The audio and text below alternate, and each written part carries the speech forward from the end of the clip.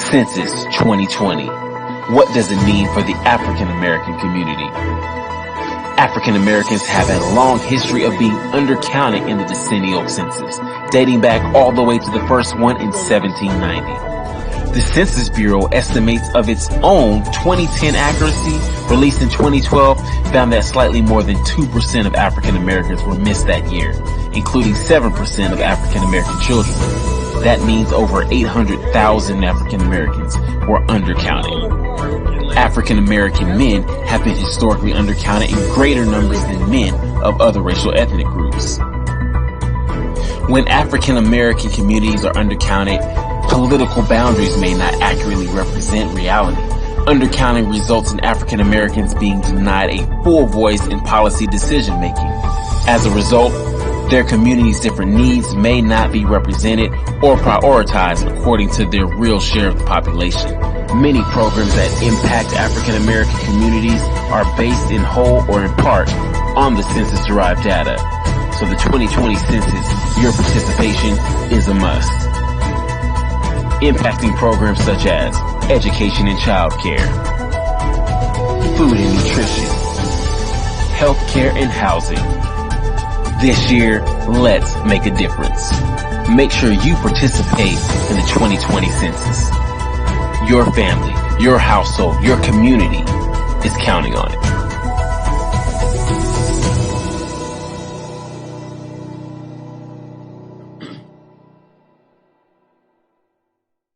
All right, let's kick it off. Elise? Good morning, everyone. Thank you for joining us this afternoon at the Congressional Candidates Virtual Forum. My name is Elise Pitkin-Allen, and I am the co-vice chair of the San Diego chapter of BAPAC, along with Ken Marlborough. Before we get down to the business at hand today, let's take a moment to breathe and mourn the passing last evening of Supreme Court Justice Ruth Bader Ginsburg. She was a champion for gender equality. She was a feminist pioneer. She was a popular icon and often called the notorious RBG. To many of us on this virtual meeting, she was often thought of as the Thurgood Marshall of gender equality. One of her most notable speeches was in 1973 when she said with unmistakable clarity that, "I ask no favor for my sex. All I ask of our brethren is that they take their feet off our necks." How prophetic is that in 2020? She was one of my female heroes, and she will be sorely missed by all good people. Next, you will hear from Cheryl Althea Phelps, who is our moderator. Cheryl, you need to, Cheryl, you're muted. Thank you, Elise. Good afternoon, all. My name is Cheryl Alethea Phelps. Thank you so much for joining us. It's my great privilege to serve as moderator of another important BAPAC San Diego Water Education Forum. The purpose of this nonpartisan convening is to give all people, particularly Black voters in the region, the opportunity to hear from the candidates seeking to represent us in the United States Congress. In fact, in the People's House. Can we mute Dennis? Can we mute Dennis? Dennis. Oh. Thank you. So Article 1 of the United States Constitution establishes the legislature of the United States government. It's known as the Congress, and it's divided into two parts, the Senate and the House of Representatives. Every state has two senators elected by popular vote. Oh, okay. All right. So we'll need Ellen to mute too. All right.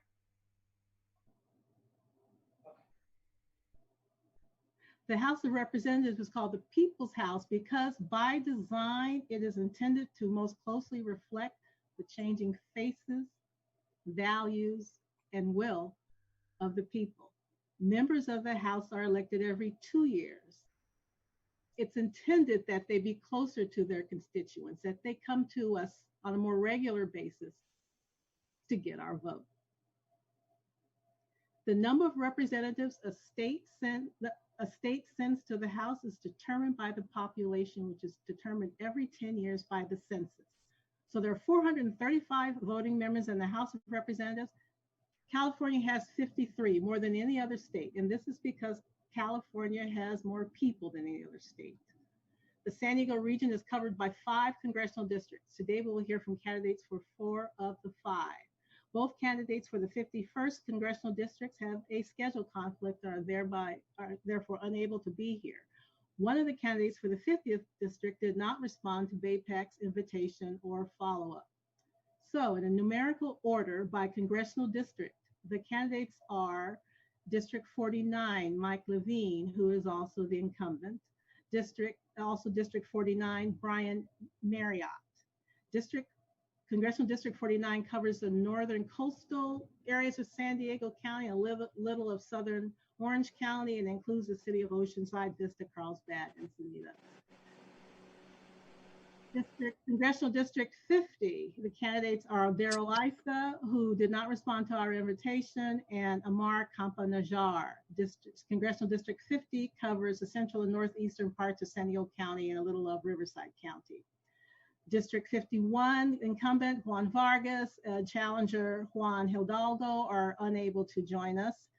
Congressional District 51 covers southern San Diego County and Imperial County, the state's entire border with Mexico, and the cities of Imperial Beach, National City, some of Chula Vista, El Centro, and Imperial Valley.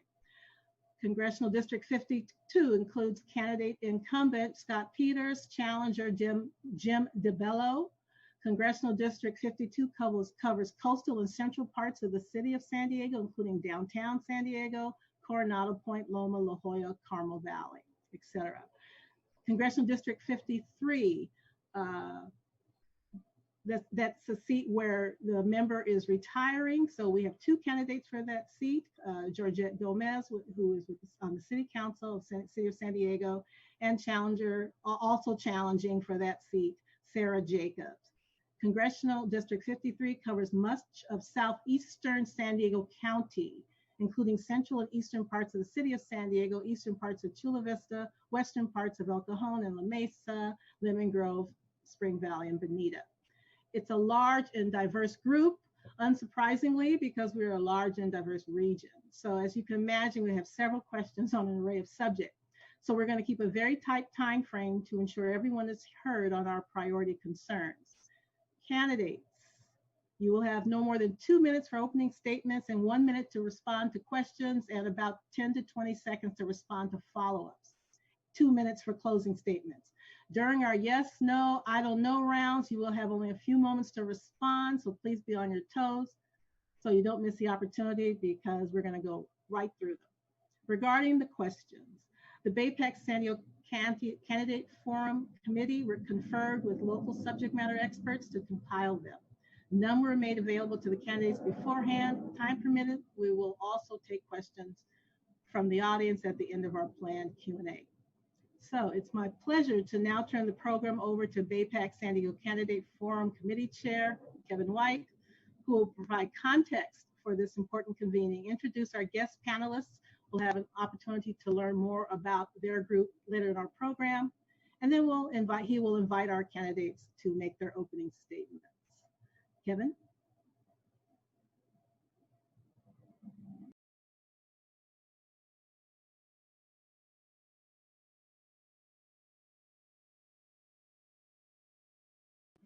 Kevin, if you would unmute, please. Let me start that over again. Excuse me. Traditionally, both major political parties avoid major controversial issues before national elections. But this election is very different. The nation is in crisis. Americans are angry, frustrated, frightened, disillusioned, depressed, and isolated, given the COVID-19 pandemic, social isolation, the Black Lives Matter movement, the shutdown of the economy, demands for social justice, major law enforcement reform and prison reform, escalating political violence, the juggernaut of homelessness, and the unprecedented natural disasters that we are experiencing. These issues are compounded by the failure of a polarized Congress to compromise and act with courage and conscience on behalf of the American people. It is within this context, at this tipping point in history, that we convene this forum. Voters, and particularly Black voters, in this crucial upcoming election need to know what all of you, as candidates seeking their support, will do to represent their interests fairly. So we have tough questions, and we will welcome your thoughtfulness and candor, as these are serious issues affecting us all. BAPAC San Diego seeks, through your answers, to inform and educate all voters so that they can cast their votes this fall. And it will be based on a critical analysis of the complex issues. We thank you for making time to join us today and welcome you. Also, we thank BAPAC Chair Ellen Nash and Vice Chair Elise Pipkin for their extraordinary work in making this event possible. Lastly, we thank Cheryl Phillips, our guest moderator for these. Joining Cheryl and me today, convening, are Jasmine LaFleur and Jasmine Sadler with the Millennial Black Agenda, whose mission is to reclaim power, justice, and joy for the Black community through millennial leadership. Jasmine, thank you for joining. Now let's get started with the candidates. We'll begin with the 2-minute openings, and we will start first with Mike Levine. Well, hi, everybody. I'm Mike Levin. I represent the 49th Congressional District, North County, San Diego, and South Orange County. I want to thank BAPAC for having us here today, and thank you for all the work that you do to advance racial justice, economic justice, social justice. You know, as was said at the outset last night, we lost an American hero in Ruth Bader Ginsburg. And the passing of Justice Ginsburg, it's a huge loss for our country. A few months ago, we had the loss of another American hero, John Lewis. And like Justice Ginsburg, John believed that equal justice under the law only had meaning if it applied to every single American. I was very fortunate to get to work with John. And my wife and I had the opportunity to travel to Montgomery, Birmingham, and Selma last year with him, where we crossed the Edmund Pettus Bridge together.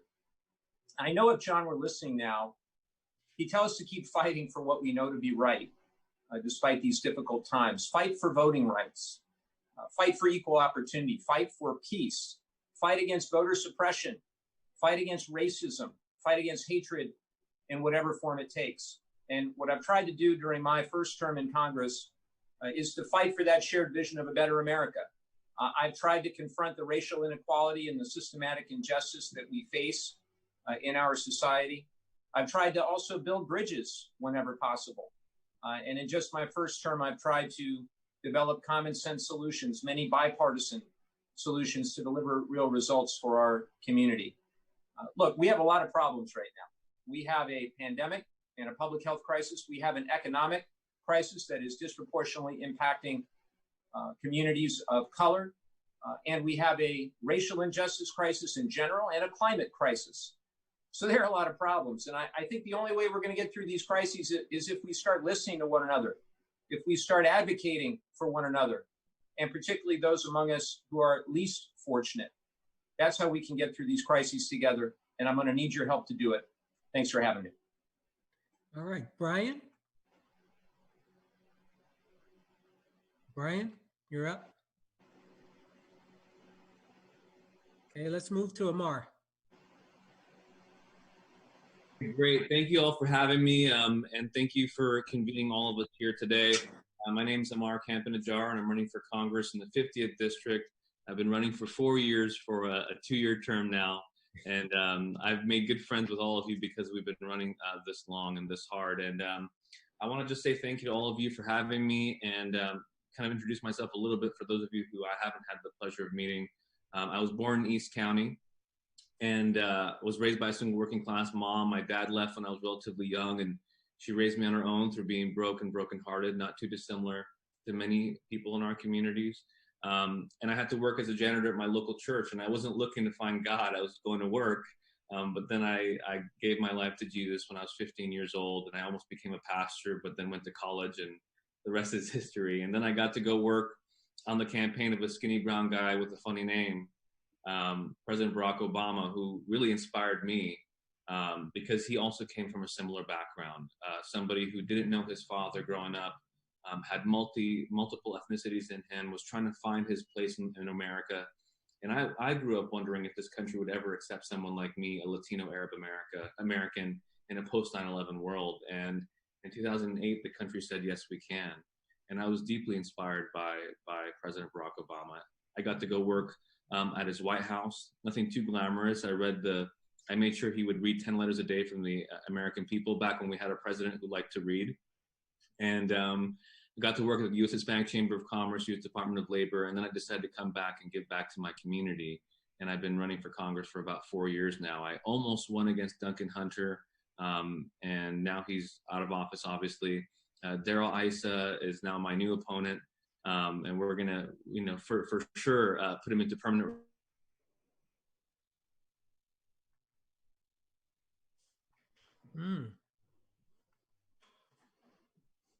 What happened to the feed?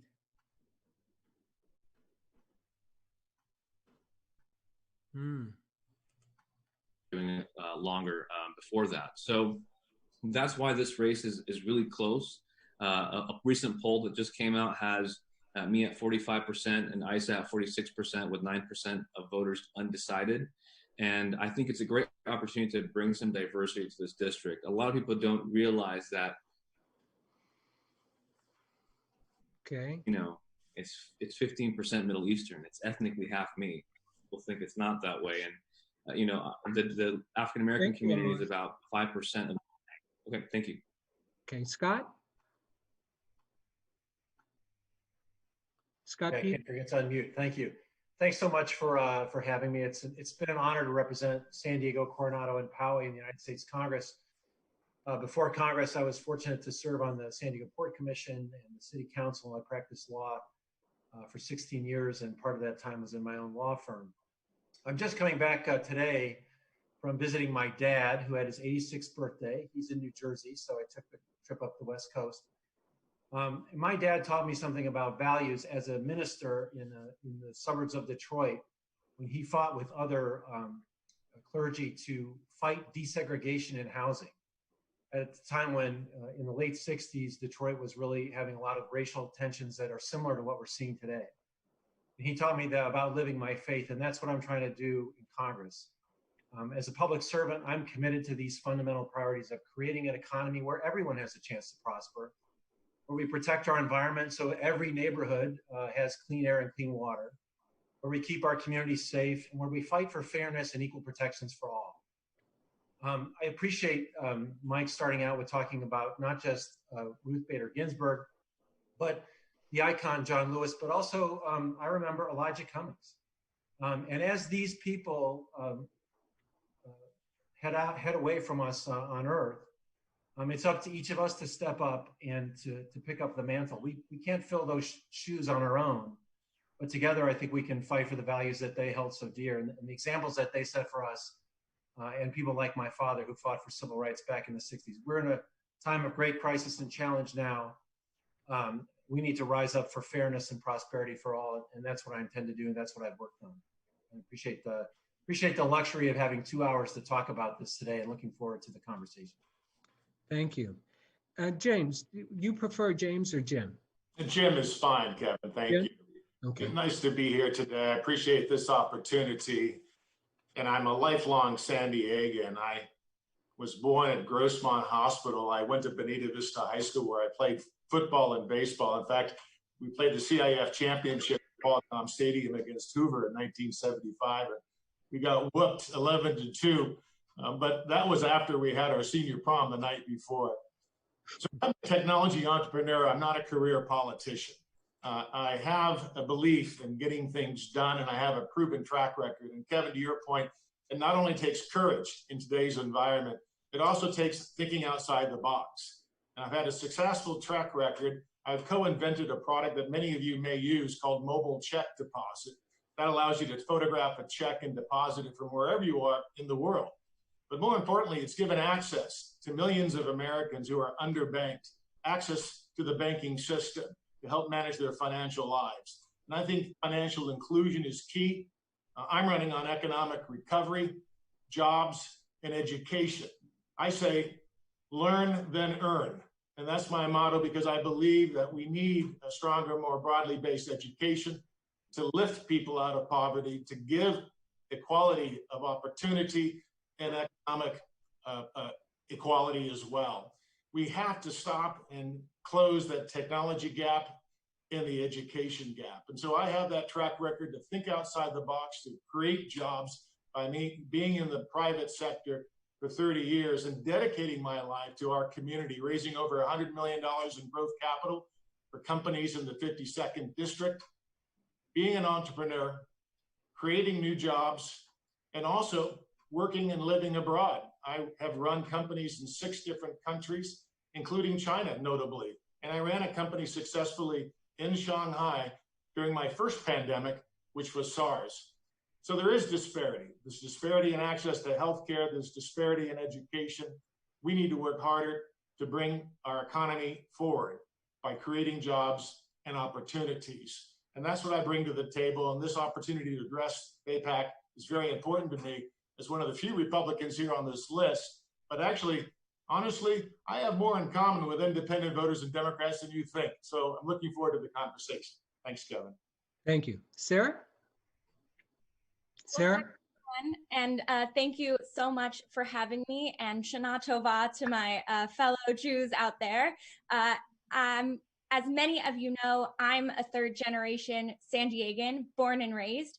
And when my great-grandparents first moved to San Diego, they moved to College area because it's one of the few places that Jewish families were allowed to live. I went to local public schools and I got a great education, but you shouldn't have to grow up north of the 8 to get a great public education here in San Diego. And that's really why I've dedicated my career to building a fairer and more equitable San Diego and world. I worked for President Obama at the State Department.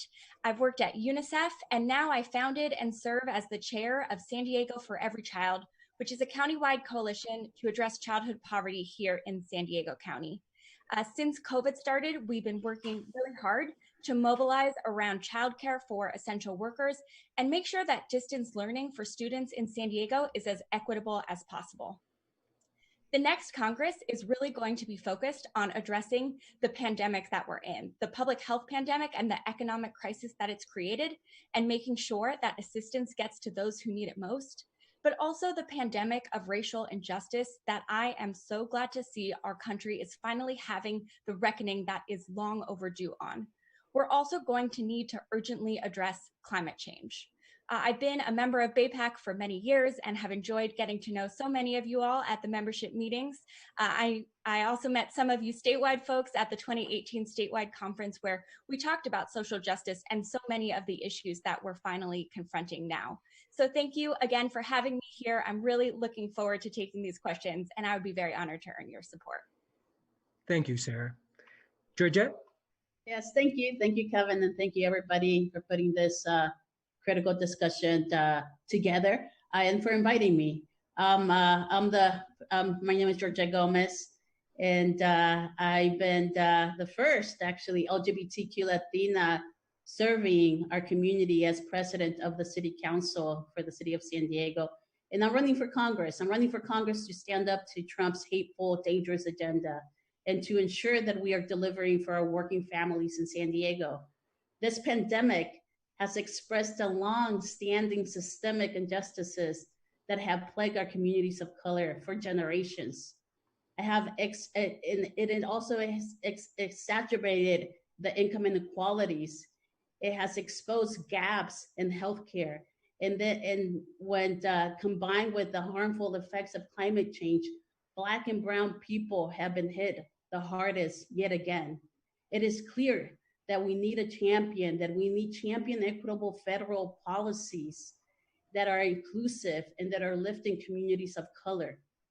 At the beginning of this crisis, I listened to experts and took decisive actions to protect families and support small businesses. I led the City Council and passing an eviction moratorium, expanding access to testing to ensure that workers have the safety to protect protective equipment to first responders, and I help establish a rental assistance program. As we face an economic crisis, a public health crisis, a climate crisis, and a reckoning on racial injustices, I will always put people first. As your Congresswoman, I plan to be a strong advocate for equitable investment in public health, for criminal justice reform, for bold proposals to fight climate crisis, and to ensure that our struggling families and small businesses have the necessary support to make it. I'm looking forward to your questions, and thank you. Thank you. I'd like to turn it over to Cheryl. Cheryl, you're muted.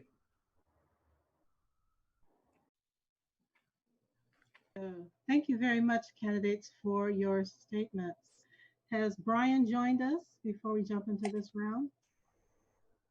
All right, so I will leave him out of this round, candidates, so that we can establish a baseline of sorts.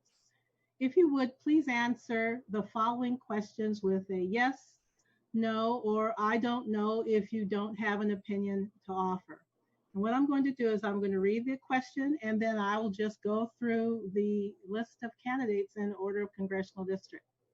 Ready? If everyone would unmute.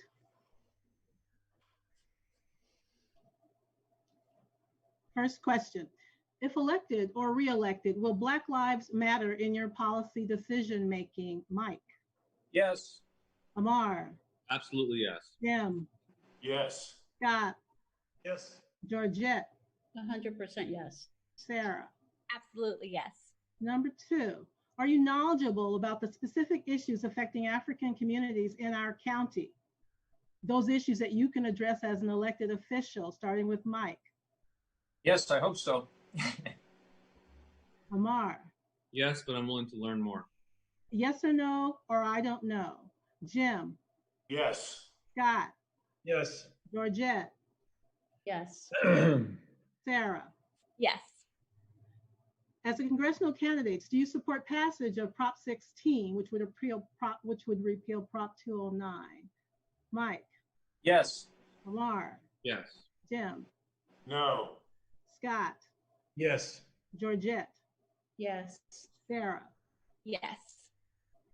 If elected or re-elected, will you support passage of H.R. 4, the John R. Lewis Voting Rights Act, to cement the legacy of the 1965 Voting Rights Act and to safeguard this right for all Americans? Mike?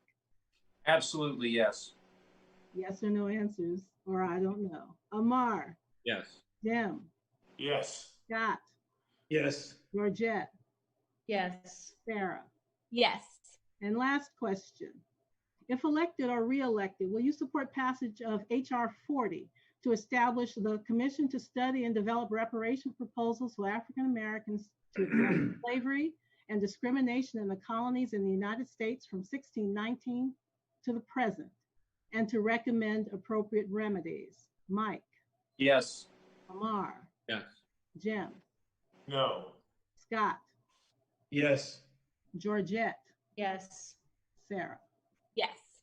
Thank you. I'll turn it over to Jasmine. Hello, everyone. Good morning. Thanks for having me. And so this section is on education equity. The struggle for equal access to education is a tough battle in which the needs of African American children are consistently overlooked and under-resourced. What have you done, or what would you do to make sure federal dollars are appropriately allocated to children most in need? Let's start with Amar.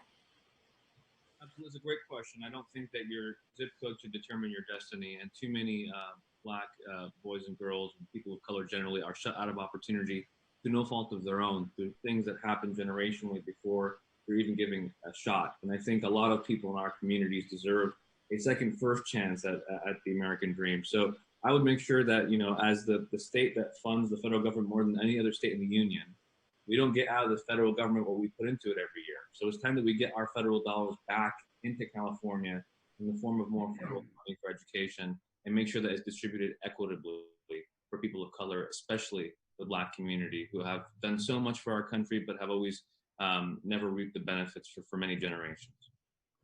Thank you. Jim? It's all about education, and even more education. There's two elements to it. One, I think it's educational choice. I think our Black students need to have choice through school vouchers and opportunity grants that have been denied by current Congress. And I think that has to change. I think we have to give the best choices. In Michelle Obama's book, Becoming, she had a chance to go to Bryn Mawr through educational choice. That helped her get into Princeton and advance her life and her career. And I think that's what we need for all Americans, and especially the Black community, to help and to provide that educational basis. So learn, then earn is a real key component of what I'm talking about. Plus, you have to add the technology gap. The technology gap is important in the 21st century, access to the internet, particularly as we have stay-at-home education. I think we need tax incentives to provide technology to all homes, all communities, high-speed internet connection, 5G connections, things which would help people stay connected and learn through internet connectivity. So education, earn, then learn. Thank you. Scott? Thank you. One thing I learned early on is you can't learn if you're hungry. So supporting Title I has been a big priority of mine for the Title I schools. I don't have as many of them in my district as are in the rest of the county, but that's important.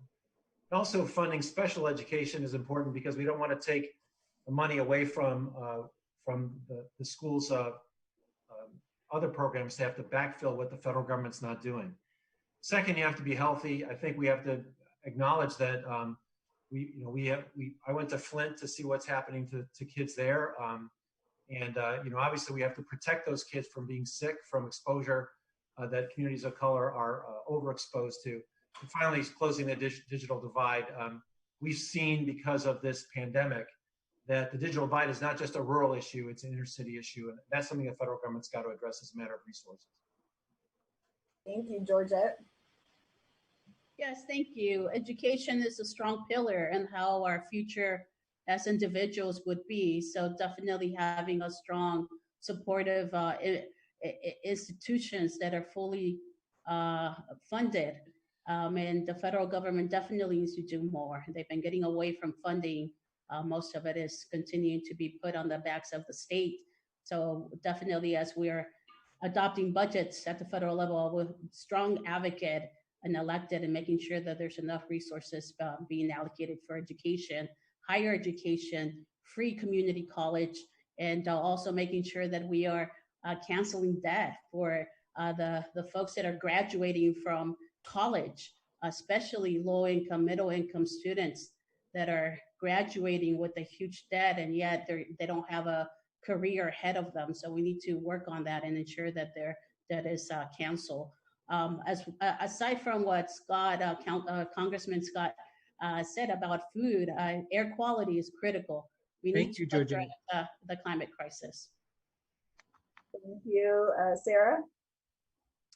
Well, Jasmine, thank you for this question and also for all the work I know you're doing to make sure that all of our students are getting educated. As part of my role as the chair of San Diego for Every Child, I co-chair an equitable distance learning task force for the County of San Diego, looking at what we need to do right now so that we're not exacerbating this learning loss and inequality. And also just this past week, our campaign hosted a town hall on the school to prison pipeline, making sure that we're addressing not only these funding questions, but also the question of discipline disparity. So I think there's three main things that the federal government needs to do. As Scott mentioned, we need to make sure that we are actually funding the disability accommodations at the 40% level that was in the original IDEA bill as it was passed. The second is that while most of funding happens at the state level, Congress can use competitive challenge grants to incentivize states to make their funding formulas more equitable. And lastly, we need to make sure that we are funding the Title I schools and the ESSA Act as it was passed, and making sure that every student is really getting the kind of funding and opportunity that they need, like the public school education that I received.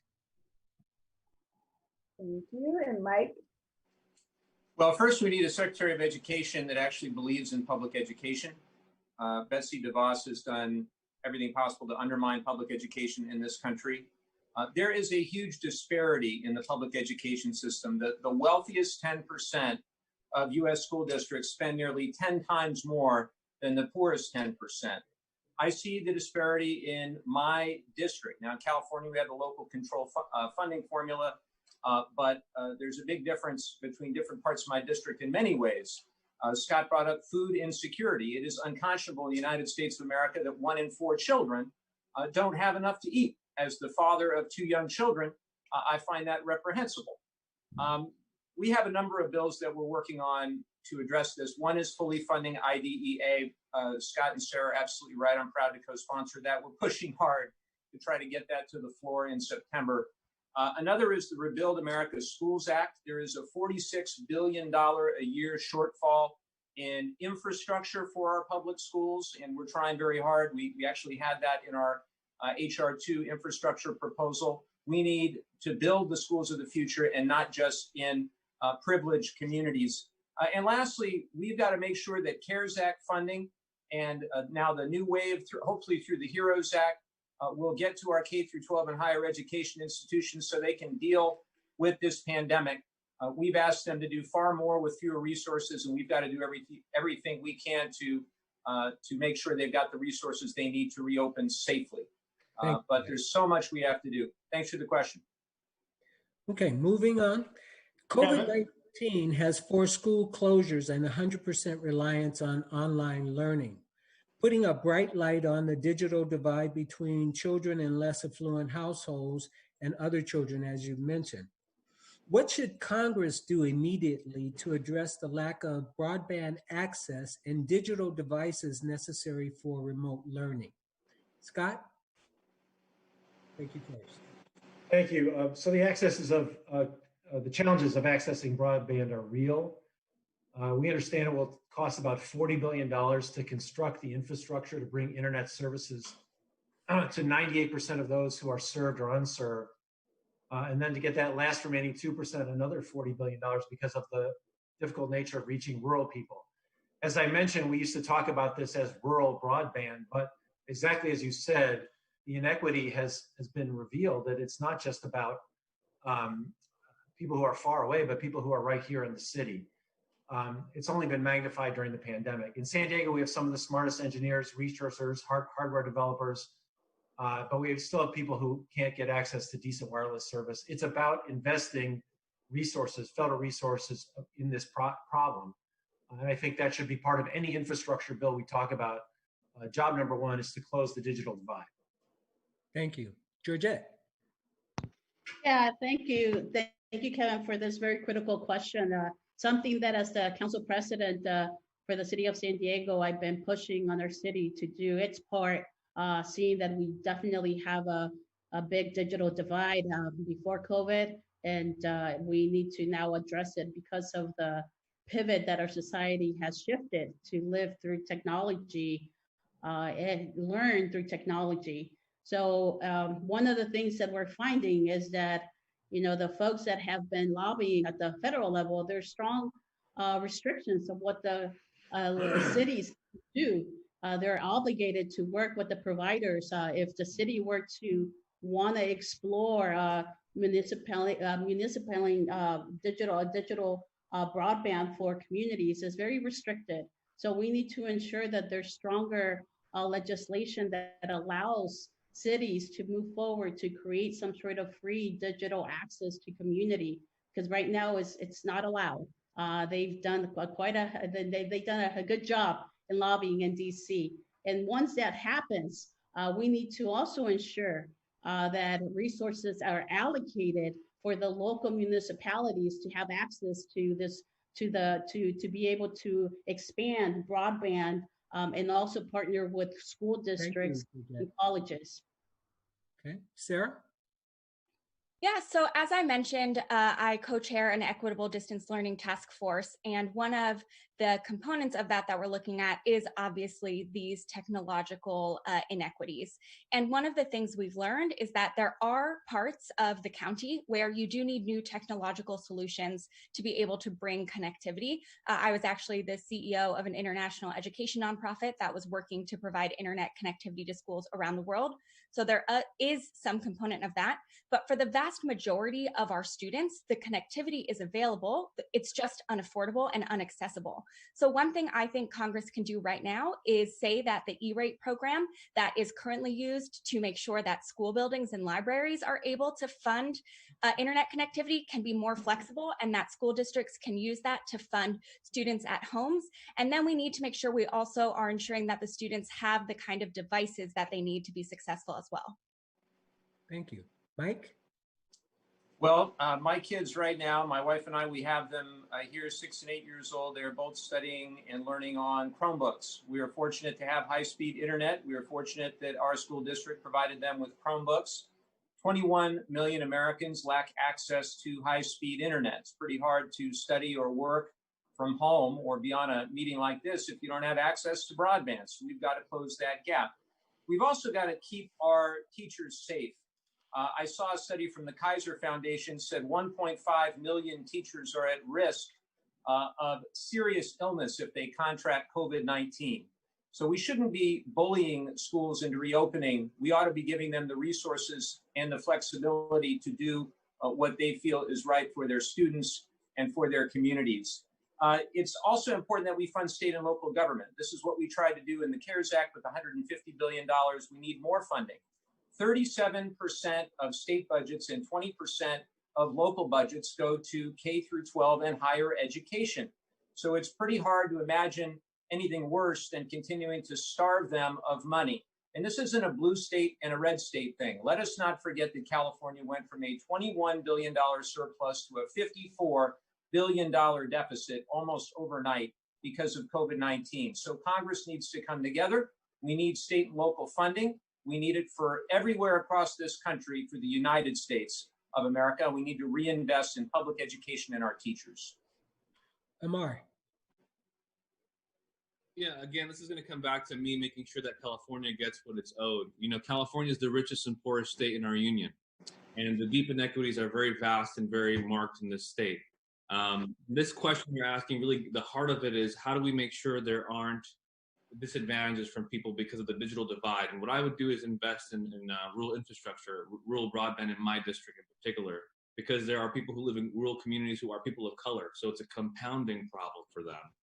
And, you know, I think it's just really important that we invest properly in making sure that every child has a world-class education within reach and there are no barriers to their higher learning. At the same time, though, Kevin, even with the best technology on hand, there are some children who will be locked out of opportunities because even with the best technology, if you're a child with disabilities or with autism, you need that in-class experience. So we need to move heaven and earth to deal with this pandemic once and for all, to get our students back into that traditional setting for those who need it the most.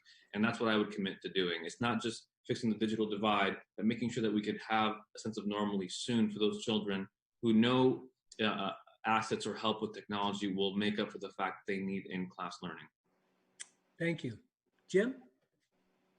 Kevin, I look at it a little differently. This is all about reopening our schools. They are an essential business. If we can go to Walmart, if we can go to Costco, we can go to school.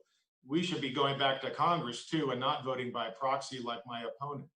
I think it's very critical that we reopen successfully and carefully. I operated a company in China during SARS, my first pandemic in 2003, and we kept our company open and productive and successfully growing by the use of masks, by social distancing, by stopping travel.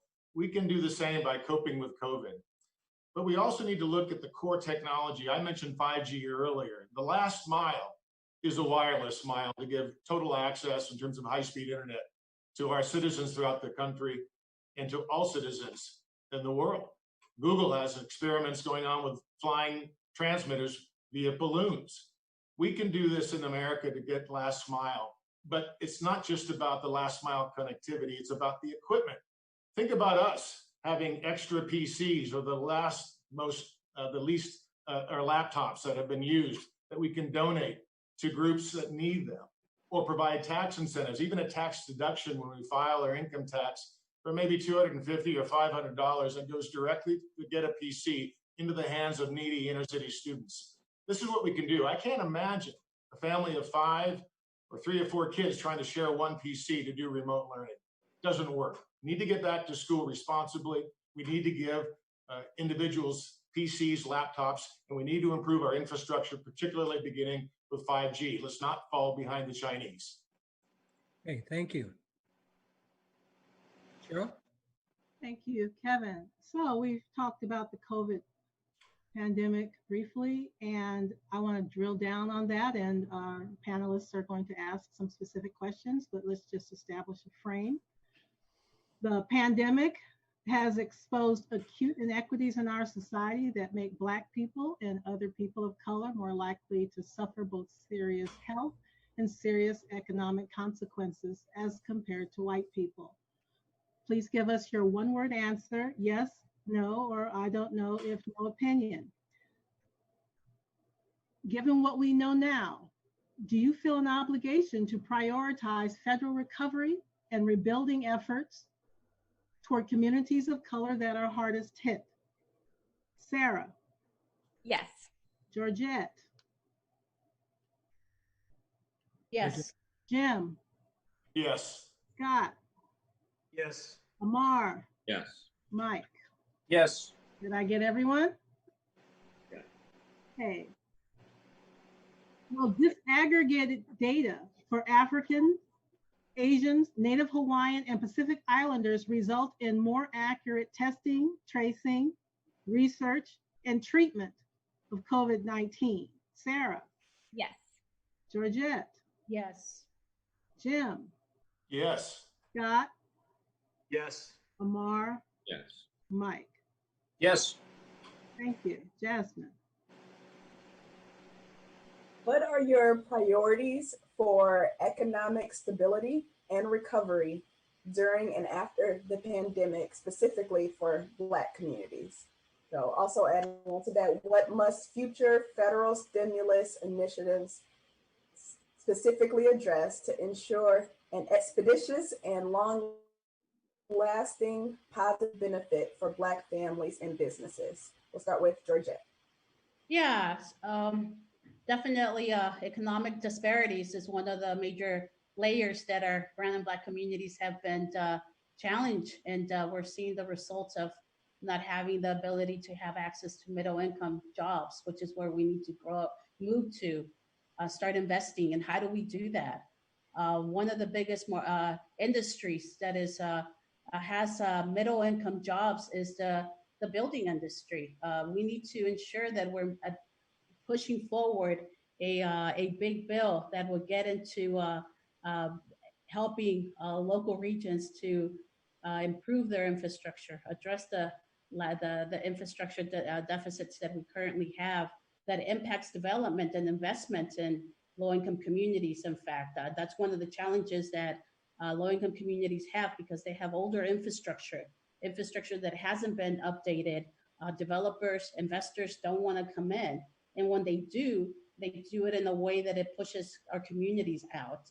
That's something that I've been working on as a council president, and it's something that I'm wanting to work when I get to DC, ensure that the infrastructure bill moves forward, that it gets updated, and it's reflective of centering communities of color, low-income communities, but also ensuring that the contractors that have access to this money to update their infrastructure are hiring community members from our community, are hiring the low-income communities that desperately need a pathway to middle-income jobs. So this is a way that we can do it.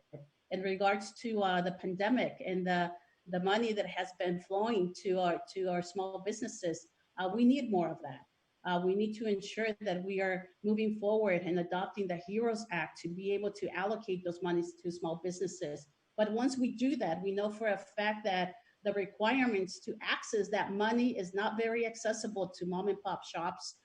So we need to ensure that we're lowering the requirements and make it more accessible, while also ensuring that there's more resources being allocated to our communities and our businesses. Thank you. Sarah?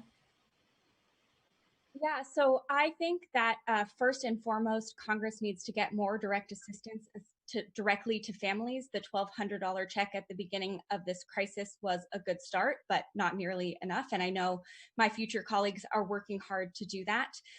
We also need more money for small businesses and to make sure that it's getting to the small businesses who need it most, which is why in the small business plan that I put out, that I put together in collaboration with many small business owners here in the 53rd District, I talked about the need to include $70 billion that goes to community development financial institutions and other minority depository institutions, and to strengthen the Minority Business Development Agency so that we can make sure that those small businesses that are run by communities of color are actually able to get this funding. And lastly, I believe that the most important thing we can do to make sure this recovery is equitable is to pass the $50 billion Child Care is Essential Act and make sure that childcare is funded, that families get the care they need, and that childcare providers, who are often women of color, have good paying jobs and are able to make it through this time. Thank you, Brian. Oh, Brian's not on here. Mike, sorry. Well, I think first we have to acknowledge that Black and Brown Americans have suffered disproportionately, died disproportionately from COVID at rates far higher than white Americans. The latest data from the CDC that I've seen suggests that the COVID death toll is around twice as high for people of color under 65. And there's some new research suggesting there's also disparate impact among children that have been impacted. So the public health outcomes are clearly disproportionate and need to be addressed. The economic outcomes have also been dramatically hard for Black and Brown communities. Black unemployment right now is at 15.4%, Latino unemployment at 14.5%, and Black and Latino small businesses are shutting down at alarmingly higher rates than other small businesses. So we have to do a lot of things. We have to address the racial wealth gap, the opportunity gap, the jobs gap for Black and Brown Americans, and that's going to require a historic effort to empower small business creation and expansion in economically disadvantaged areas. There are a number of pieces of legislation, I'll just name a few, that we're already working on to address this. Actually, Sarah mentioned a couple of them, and Georgette mentioned the HEROES Act. The HEROES Act has specific provisions that require money go to CDFIs, community development financial institutions, and MDIs, minority depository institutions. It also sets there's another bill, the Jobs and Neighborhood Investment Act, which is in the House and the Senate, that would create a new $17.9 billion investment in low-income and minority communities that have been especially hard hit by COVID-19. So we've got to do all of this. We've got to acknowledge the outcomes that we're seeing, and we've got to do all we can to try to overcome them in the months and years ahead. Passing the HEROES Act would be the biggest thing we could do. Thank you, Amar. Yeah, I mean, we have multiple crises that are hitting Black communities in particular. The small business is shuttering. Studies show that over half of small businesses that are Black owned, 2.6 million businesses in total, half of them might not come back. And this is heartbreaking for a community that has had to literally not just lift itself from its bootstraps, but find them and make them themselves. And it's heartbreaking to see that. And I think we need to flood the zone with support to stem the tide of this massive shuttering of small businesses. And so I would invest heavily in PPP loans, make sure this time they get to the communities that need it the most quickly, not going to Ruth, Chris, and Kanye, and Jamba Juice, and my opponent, frankly, but going to small businesses who actually employ people in this country, and making sure that we do that in a way that makes sense, because every dollar you spend in PPP loans is one less dollar you have to spend on unemployment if they spend it properly to keep a worker employed. So I think it makes smart sense, and it's the right thing to do to make sure that these communities are able to keep the wealth they work so hard to develop. The second thing is recognizing that this pandemic has disproportionately hit the Black community. They make up 13% of the country, and yet they're 22% of the death toll from COVID-19. So we have to fix that disparity. Frankly, a healthcare disparity that has existed long before the pandemic. This pandemic has just accelerated the deep disparities, has made it clear to bear for everybody. So we have to fix the healthcare system, and then really invest in job training for everybody who wants to get a job. When I was at the Department of Labor, we worked on apprenticeship programs to double and diversify the numbers of apprentices in this country. college isn't necessarily for everybody. There's a good way to have a pathway to the middle class that doesn't require the debt of a 4-year college degree. You could get trained to do a whole bunch of things, not just manufacturing and construction, but IT, cybersecurity, a whole bunch of different burgeoning sectors, and the African American Thank you, Amar. at the front lines of that. Jim? For who? Jim. Thank you, Jasmine. Okay. Let's start by protecting Black businesses from looting. And let's celebrate Black entrepreneurs in the inner cities who have dedicated their life savings to building businesses. There are a lot of great and successful Black entrepreneurs. Let's encourage that. I think I'm the only candidate here on this call who actually has run a private company that's product driven, that has actually created and signed a fund of paychecks as we have built employment. And I think it's critical as we look to this post-COVID era to try to figure out ways that we can create economic zones for further growth, to encourage Black entrepreneurship and leverage success. So I think that's critical. Number two is, I think, vocational training. Listen, these hospitality jobs and transportation and operations jobs are not going to come back soon, particularly here in the 21st century with the advent of new technologies displacing workers. Let's train people. College is not the only answer. We need to give training. Listen, I worked for the LA Olympic Committee in 1984 for Peter Ueberroth. And after the Rodney King trial, where the police officers were acquitted and riots erupted, Peter was tapped to go rebuild LA. So why did they pick a white man to build and rebuild Watts in Compton in downtown LA? Didn't make sense. And what they ended up doing, and I know this, is that they ended up putting a Rouse in the middle of the community. Why don't we listen to the Black communities, to the inner cities? Let's create the economic zones. Let's have it locally led. Let's foster economic zones with tax benefits, and let's help with vocational training. But first, let's protect those businesses from damage from mobs that cancel them. Thank you. Scott? You're on mute. Scott, you're on mute.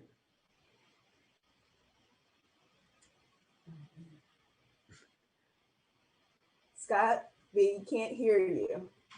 Just came up. Sorry about that. I was saying that Mike did a good job of outlining the HEROES Act, and other people have had good ideas. Let me add two things. One is I have been a leader in the effort to do automatic stabilizers for unemployment insurance, for Medicaid assistance, and for SNAP, so that as these conditions continue or if they worsen, money would automatically be infused into these programs to help Americans without an extra vote, need for an extra vote of Congress. That would give a lot more confidence to American families and economic decision makers that that money's going to be there and that they won't really sink into really tough times, which is going to cost us all more to get out of. The other thing I just mentioned is that one of the reasons Dr. Shirley Weber and I supported Mike Bloomberg initially in the primary was because he proposed the Greenwood Initiative, which was a specific way to create generational African-American wealth. Tens of billions of dollars of federal investment in Americans' 100 most disadvantaged neighborhoods, 100,000 new African-American small businesses, 1 million new Black homeowners.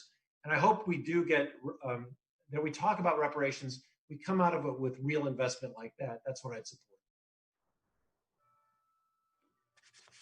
The next question comes from Jasmine LaFleur. Thanks, Jasmine. For the PPP Payroll Protection Program, loans intended to help businesses to keep their workforce employed largely benefited large corporations and universities. Most Black-owned small businesses did not get these loans.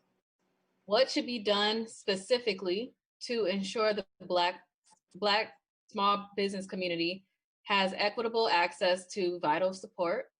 If elected, in what ways will you help Black-owned businesses in this regard? And let's start off with Sarah. Thank you for this question. And since I answered a lot of this in my previous answer, with the $70 billion carve out for CDFIs, I want to echo Congressman Peters. Thank you for your work on automatic stabilizers. I think that will be incredibly important. And I think we need to go further and have automatic stabilizers for direct stimulus payments to families as well until our unemployment level gets a lot lower. Another thing I think will be really important is that we know for many communities, we need trusted messengers who can help them through the process. And so making sure we also have funding for things like the Black Chamber of Commerce and other organizations so that they can go out to the businesses that they work with and make sure that they're able to help them through and get the funding that they need. Another thing is I know the PPP loan is what we think a lot about. There's also the EIDL, the Emergency Disaster Loan, that I know many small businesses, especially Black-owned small businesses, were able to get. And they have a provision in that loan that has direct cash assistance at the beginning. You can pull cash out from the top. And I think we should make sure the PPP loan also has that direct cash provision at the top so that small businesses get the assistance they need immediately and they don't have to wait till the end of the term.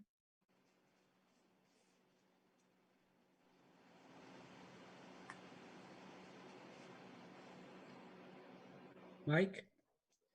Well, I think Sarah's right that we've got to do far more with CDFIs and minority depository institutions. We had $670 billion in the PPP program. It was a mixed bag. On the one hand, in our district, over 20,000 PPP loans were awarded. That was a federal investment of $613 million. I think it was very significant to a lot of our businesses. But as we know, there were some that got money that shouldn't have gotten it. We talked about Shake Shack and Ruth's Chris and the LA Lakers and some others, but then there were a lot of mom and pop businesses that were left on the sidelines. And the PPP should not have been for the well-off and the well-connected. Shouldn't have been whether or not you had a established relationship with one of the big banks. It should have been if you actually needed the funds. So we tried in the HEROES Act to rectify this with specific resources for CDFIs and MDIs. That, as you probably know, is collecting dust right now in the Senate. And I'm hopeful that whatever, first of all, I hope we come to some sort of bipartisan agreement on a proposal that'll actually address the challenges we face. And I hope that when we do it, we're going to have specific resources in there for the CDFIs and the MDIs. But regardless, we're going to need more assistance. We know that roughly $140 billion of that initial PPP allocation was left unused. We know that there's great need from all of our conversations with our local businesses. A lot of them need a second round of help. We also need more oversight. Jim Clyburn chairs the committee, select committee on oversight for the coronavirus crisis. And I know they're going to be coming out with recommendations of what we need to do to fix the PPP on a go-forward basis. But we have to keep equity in mind at all times. Thank you. And thank you for being specific. Brian?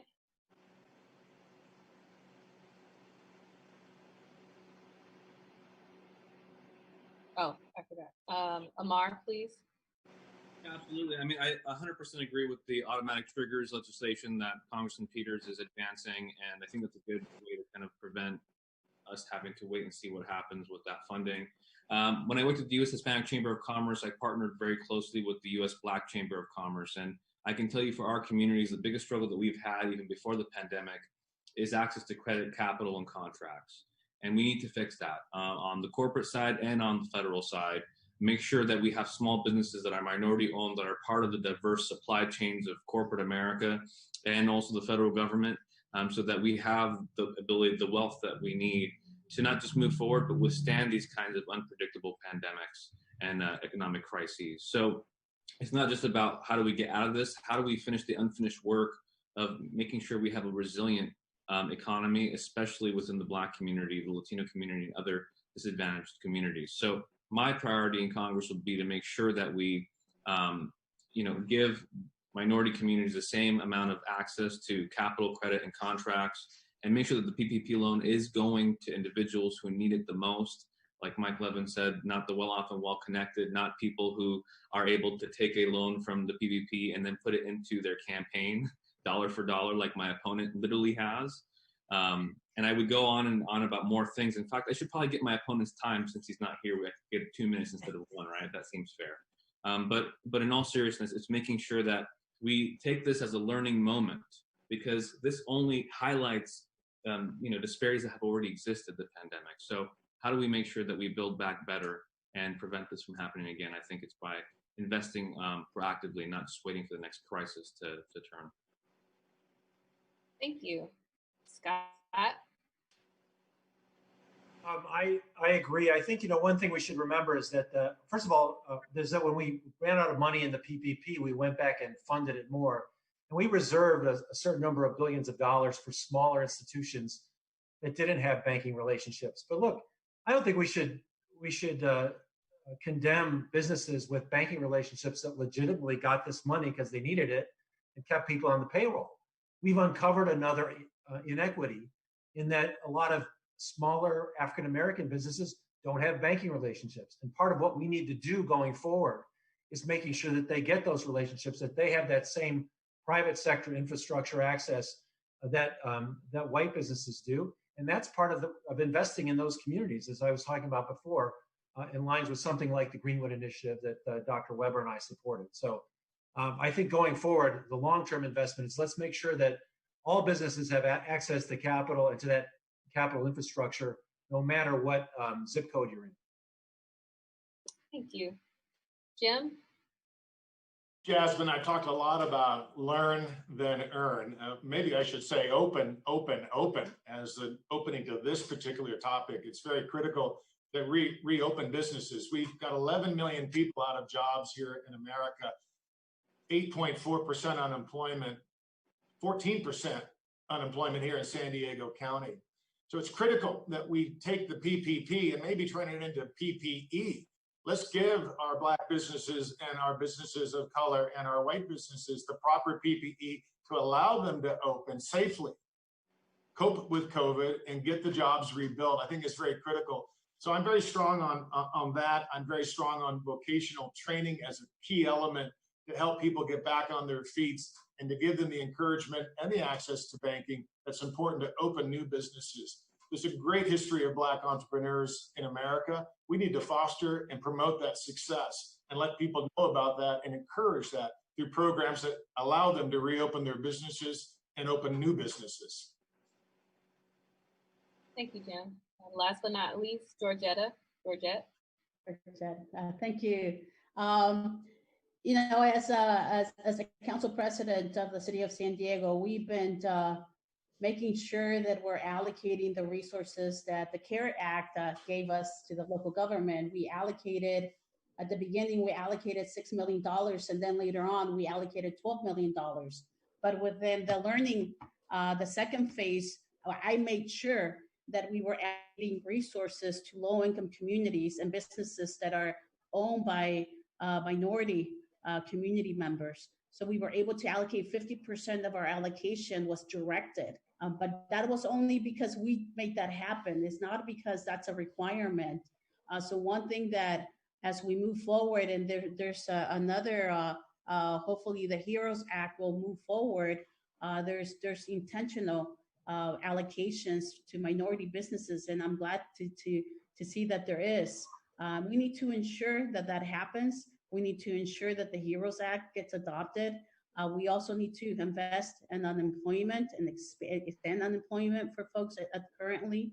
And also we need to ensure that our community members have access to loans to be able to maintain their businesses and open new businesses. That's one of the biggest challenges that our community is facing with. And we need to ensure that the support is also part of the money that is allocated. We were happy that we were able to partner with the Black Chamber of Commerce, the Asian Chamber, as well as the Hispanic Chamber, because they have the connections and they're going to be working with the businesses, helping them apply to the city funding. We need to ensure that type of support is also funded through federal money. Thank you all. So the next question is, essential workers, many of whom are people of color, have been heavily impacted by COVID-19. If elected, how will you ensure that essential workers have equitable access to therapeutic treatments and future tested and approved vaccines? Let's start with Amar. Very good question. And it hits home for me because my tío Ruben died of COVID-19, and his family members are in the healthcare industry. And so it's a personal matter for me and my family. And we know that there's deep disparities in healthcare within the Hispanic and Black community that predate the pandemic. This just exacerbated it once again. And we need to fix that inequity. And it makes no sense in the most wealthy country on earth that we have this problem. So I would make sure that we fix the underlying healthcare issues that we have in this country and make sure that we in Congress, my commitment will be to pass legislation to stimulate the economy and to provide resources based on need and who's the most impacted, which is in our region, African-American and Latino communities who tend to be the frontline workers, as you said, essential workers, whether it's grocery store workers or hospital workers or people on the front lines of our law enforcement. You know, the rural areas are typically maybe sometimes insulated by comparison to the pandemic, but I can tell you personally, there's a lot of people commuting from my district to the whole region trying to protect and save lives, and they're from minority communities, and it is very devastating to see that they aren't getting the resources they need. So my commitment as the first Latino Arab American to be in Congress, hopefully, is to fix that long disparity that's existed way longer than this pandemic. And hopefully we see this as a where were you moment. And we all wake up and finally not just say it with words, but do it with deeds. And hopefully Thank you, Mark. work with people here to make that happen. Thank you. Jim? You know, we have a historically fast development of a vaccine that's going on in America now, both here in the US and throughout the world. It's been through public and private partnership and a lot of private investment. So I think access to the vaccine once it's developed and also involvement in the Black community in the testing of that vaccine is very critical to give them proper dosages fast. This is the biggest challenge, not just having the vaccine, but getting it distributed. So I think that's critical. Number two is the healthcare costs are extraordinary in this country, but we can't unilaterally control it from a larger system in Congress. We need to rely on the private sector and in competition. So we need to lower those costs. And there's a bill in Congress that's been passed by the Democratic House regarding price controls. And even our local biocom and life sciences industry are protesting that because it could imply the loss of 80,000 jobs. And more importantly, the loss of therapeutic drug development that's critical to solving problems and disease like HIV. And so we can't unilaterally try to control private sector, which has been the bellwether of our growth and our success here in America. I think it's very critical that we support our healthcare, provide access to clinics, and also, as I say, provide access to that vaccine as quickly as we can. Thank you. Scott? Thank you. I guess I'd make a couple other points. First of all, we should have PPE available to people who are working in those situations where they have to go to work, where they might be exposed. We should preserve healthcare. I mean, one of the things that President Obama did was advance healthcare for everybody. And I got to tell you, Republicans in Congress have tried like crazy to repeal it. We've got to resist that. And we got to actually improve on access and affordability from where we are today, not go backwards. And finally, when we get a vaccine, it's got to go to the people who need it the most. Now, it's going to start with healthcare workers, frankly, but people who have to go to grocery stores and work in meatpacking plants, they need that vaccine next. My opponent took a shot at me voting remotely. One of the reasons why I vote remotely when I can is so I don't get on a plane and expose other people. I've told everybody as a leader, if you can work from home and not go to a meeting and make a phone call instead of go to a meeting, do that because it's safer for everyone. I think Congress should live up to that same standard. And we don't want to put ourselves in the place where we're looking for vaccines before the people who really need them in grocery stores and hospitals and so forth. So I think that's the right kind of leadership. Thank you. Georgette? Yes, thank you. And I think first we need to ensure that we are removing the politics in the development as we're developing the vaccine. And once that happens, we need to ensure that there's a equitable distribution plan that is reflective of everybody in this country. And that needs to be part of the evolution of developing the vaccine. We also need to ensure that as we're talking about essential workers, that we also not only include the insurance that they have access to the vaccine or get tested as multiple times as they need to, and also extend that to their family because they don't live in isolation. They also have an extended family. We need to ensure that they too have access to benefits and ensuring that they're being taken care of. But this is a great opportunity to really evaluate a healthcare system that is broken. Not only is it impacting those that are in the front lines, maintaining our country alive and continuing to move us forward, but it also has shown that as a lot of people have lost their jobs, they have lost their healthcare. This is a great opportunity to advance universal healthcare and ensure that we are covering everybody, and healthcare should be a human right, not just based on the wealth that one has to be able to have access to the proper healthcare. In addition to our frontline workers, we need hazard pay and ensure that they're protected. Thank you. Sarah?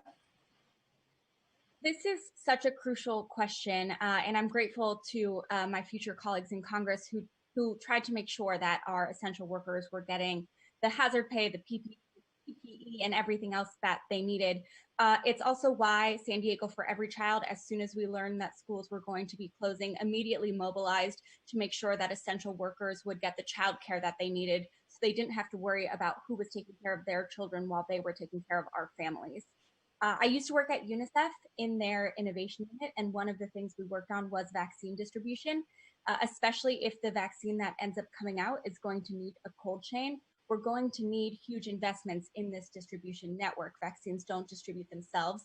And one of the things we learned is that distribution networks tend to exacerbate inequality unless you have a specific plan in place. So what I think we need to do is actually invest in the community groups that are already having these trusted community connections and make sure they're getting funding to be part of the distribution network.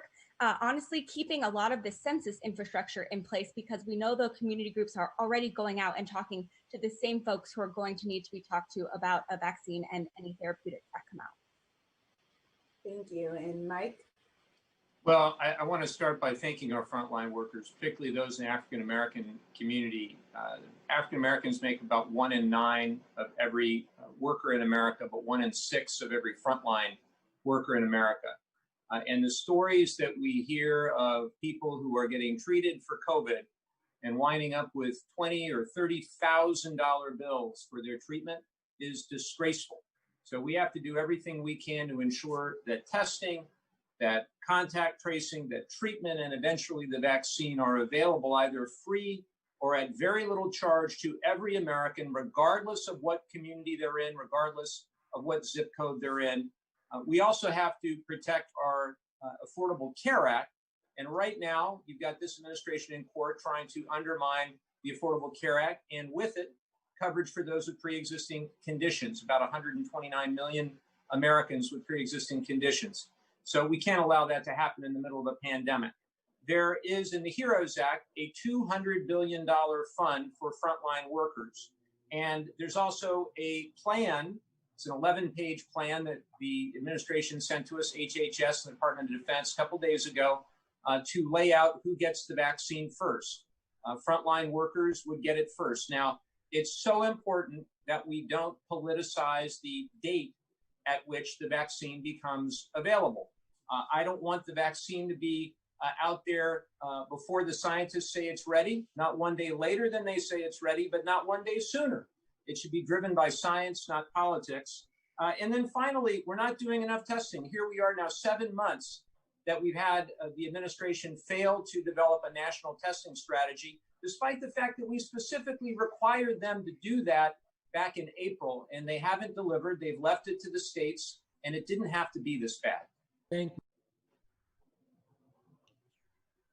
Thank you, candidates. Let's move on to another area of discussion. If you will, please give us your one-word answer. Yes, no, I don't know, if you don't have an opinion to offer. And we'll start with Jim, and we'll go down the list. Are Black Americans and Black communities over-policed? Jim. No. Scott. Scott. Don't know. Sarah. Yes. Georgette. Yes. Mike, Yes. Amar. I don't know. If elected, will you work with others to get the George Floyd Justice in Policing Act of 2020 passed in the Senate? Jim, Yes. Scott, Yes. Sarah, Yes. Georgette, Yes. Mike, Yes. Amar. Mark. Yes. Last question. Is it necessary to reduce the role and responsibility and presence of police in communities of color and in schools, and to reallocate a percentage of police funding to support community-based non-law enforcement solutions? Jim. Cheryl, I couldn't hear the last part of the question. Would you please repeat that? I'm going to repeat the entire question. Is it necessary to reduce the role, responsibility, and presence of police in communities of color and schools, and to reallocate a percentage of police funding to support community-based non-law enforcement solutions? Yes. Scott, Yes. Sarah, Yes. Georgette, Yes. Mike, Yes. Amar. Yes. Did I get everyone? Yes. All right, Kevin. Following the killing of George Floyd and worldwide protests demanding police accountability, the time to act is now. How will you push for reforms and systems of accountability at the federal level to bring an end to the killing of Black people during what should be routine encounters with law enforcement officials or officers? Let's start again with Jim. This is the paramount question in America as we face racial injustice and social justice that we need to continue working on. I have, before the word woke was even imagined, in my companies, I have recruited and employed Black engineers, Black aides, Black board members, and women of all colors. I think it's very important that that record stands. But as I look forward, I think we need to engage in a discussion. I wrote an op-ed called Acting on Our Principles, published locally in La Jolla Light, Coronado Eagle, and local papers. It talks about acting on our principles and not letting this moment go away. And that's through discussion. I currently am partnering with the Black Athletic Director at UCSD in a series of discussions that begin after the election that talk about race discussions. Michael Corbat, who is the Citibank CEO, a classmate of mine, spoke to his 200,000 employees about, hey, we got it wrong as white people. We didn't confront and discuss Blackness and whiteness together. In fact, a good friend of mine, George Jackson from Harlem, together we worked and he played football with me. We never talked about his being Blackness. He went on to be the CEO of Motown Records, and he was a terrific guy, and I regret that. Today, we have an open discussion, and we need to foster better discussion to bridge this gap.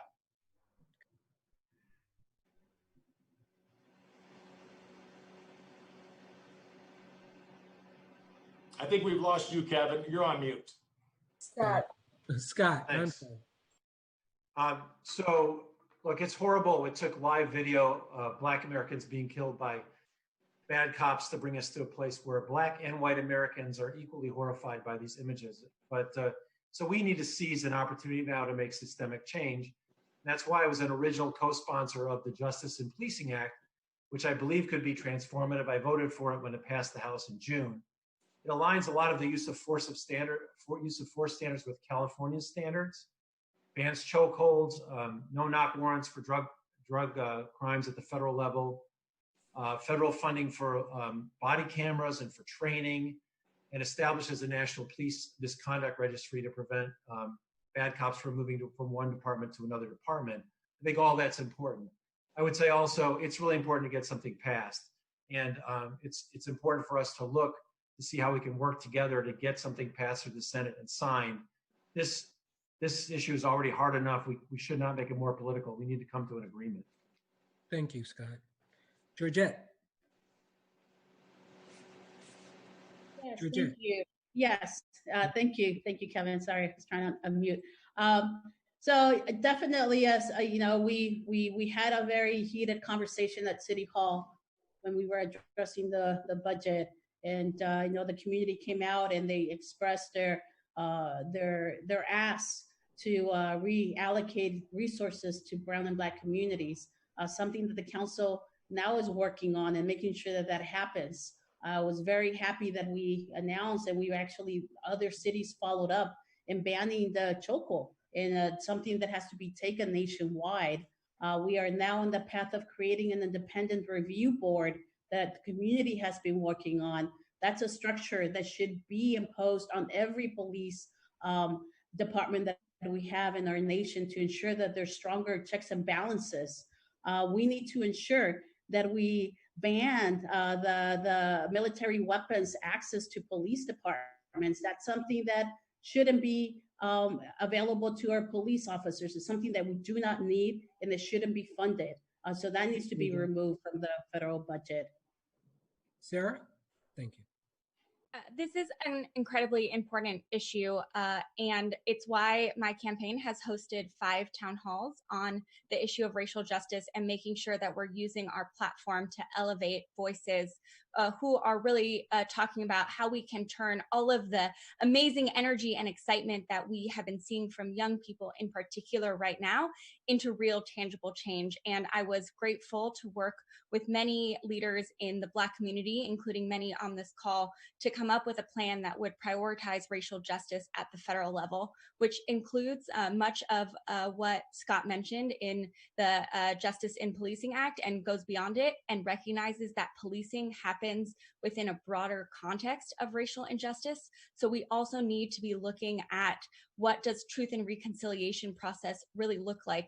How can we be investing in these communities, addressing the racial wealth gap, making sure that we are getting police out of schools? Because here in San Diego, a recent study found that the Black male suspension rate is 206% higher than the school district average. And what is most interesting that we talked about in our town hall this week on the school to prison pipeline is that the disparity is worse in K through 3.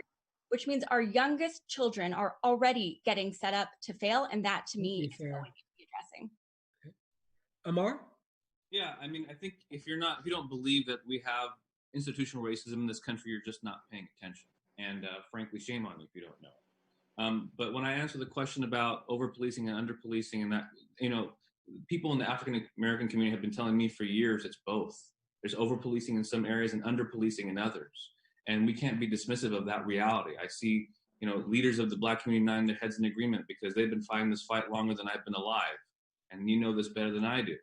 But I put a 10-point plan that's bipartisan that I think gets out of the politicization of this and actually could lead us towards actual change and getting something done. The first thing is demilitarizing the police, ending the 10-3-3 program in the NDAA that actually Republicans have championed, like Rand Paul. I'd work with him to make sure that, you know, weapons of war are not in the hands of police. When you outfit police officers like they're going to war, you're going to get more violence.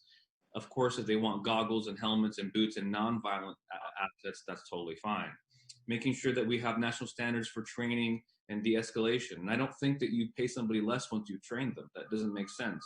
No other public service that we talk about do we say we're going to make you train more and pay you less or defund you. We have to make sure that you're paying the people that you're trying to train properly and commiserately.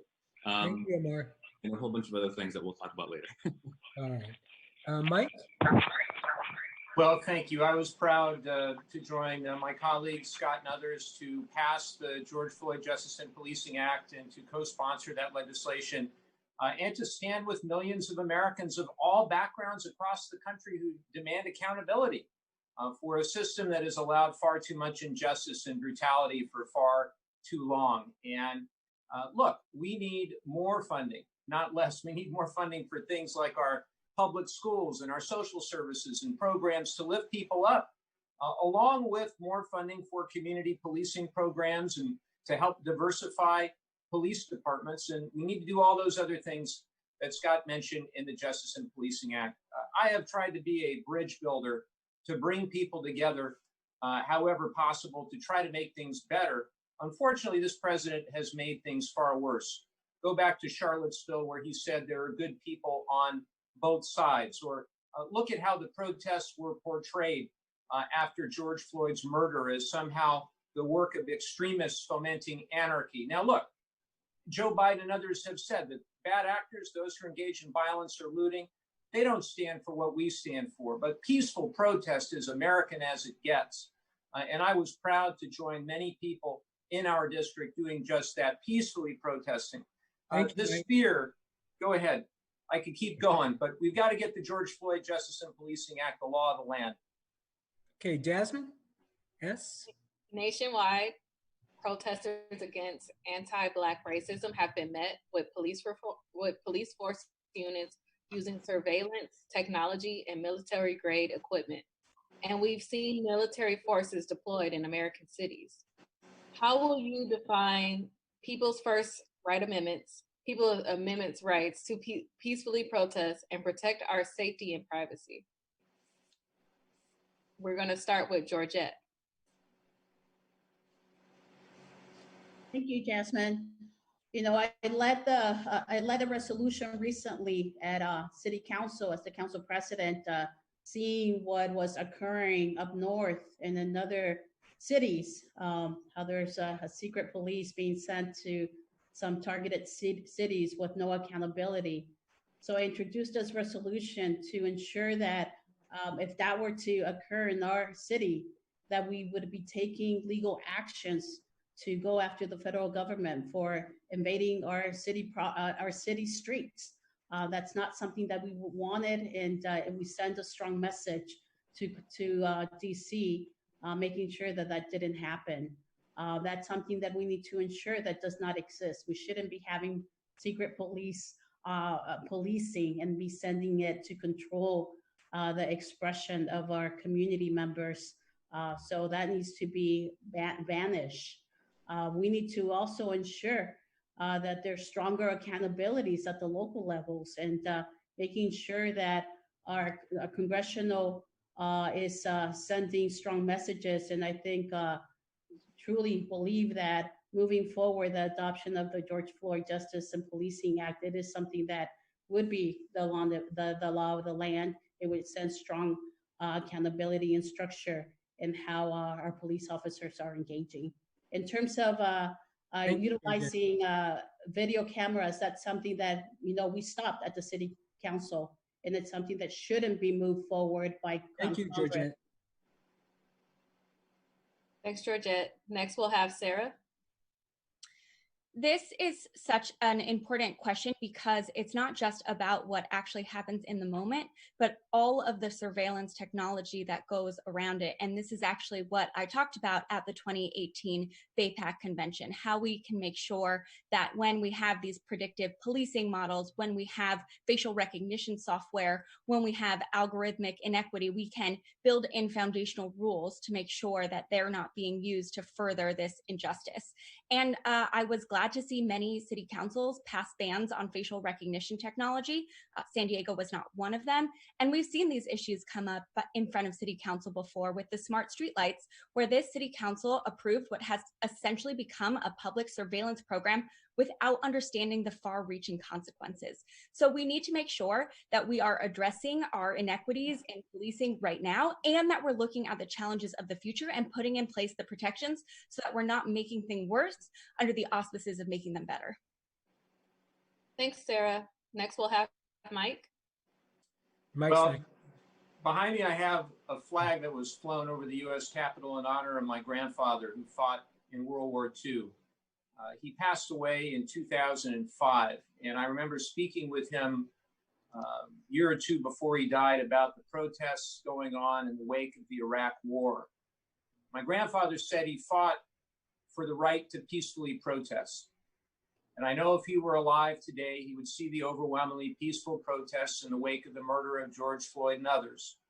And he would say that their First Amendment right was incredibly important, and the actions of those who would try to use violence against those who peacefully protest is abhorrent and un-American. What we saw in Washington, D.C., we saw the reports yesterday. They're trying to come up with a heat ray or some other kind of weapon to take out largely peaceful protesters. It's simply not how this country is supposed to operate. And look, I said at the end of my last answer that the president has made things far worse. He has fanned the flames. He's talked about how fair housing regulations will lead to low-income households destroying the suburbs. When he was challenged by Bob Woodward whether he had a responsibility to understand the anger and the pain of Black Americans, his answer was, "You really drank the Kool-Aid, didn't you?" That's the President of the United States, and it's a disgrace. Thanks, Mike. Next, we'll have Amar. Yeah, I mean, look, this is a really serious issue. Protecting our First Amendment is very important. So important that our founders decided to put the Second Amendment after it in case the government doesn't respect the First Amendment. As stark and dark as that is why that happened. Now, we're on a collision course towards that really dark, bleak reality. So we have to course correct. Two things need to happen. One, we have to make sure that our police departments are not acting out of line, that they're not being outfitted for war. And I have bipartisan support in that belief with members like Rand Paul in the Senate and others. And we have to transform and reimagine how policing is done. I've talked to police officers who said, I did not become an officer to take care of homeless people or deal with mental health distress calls. You're asking me to do too much. You're overexerting me. Let me do my job. Let's get people who are trained to do theirs, social workers to do theirs.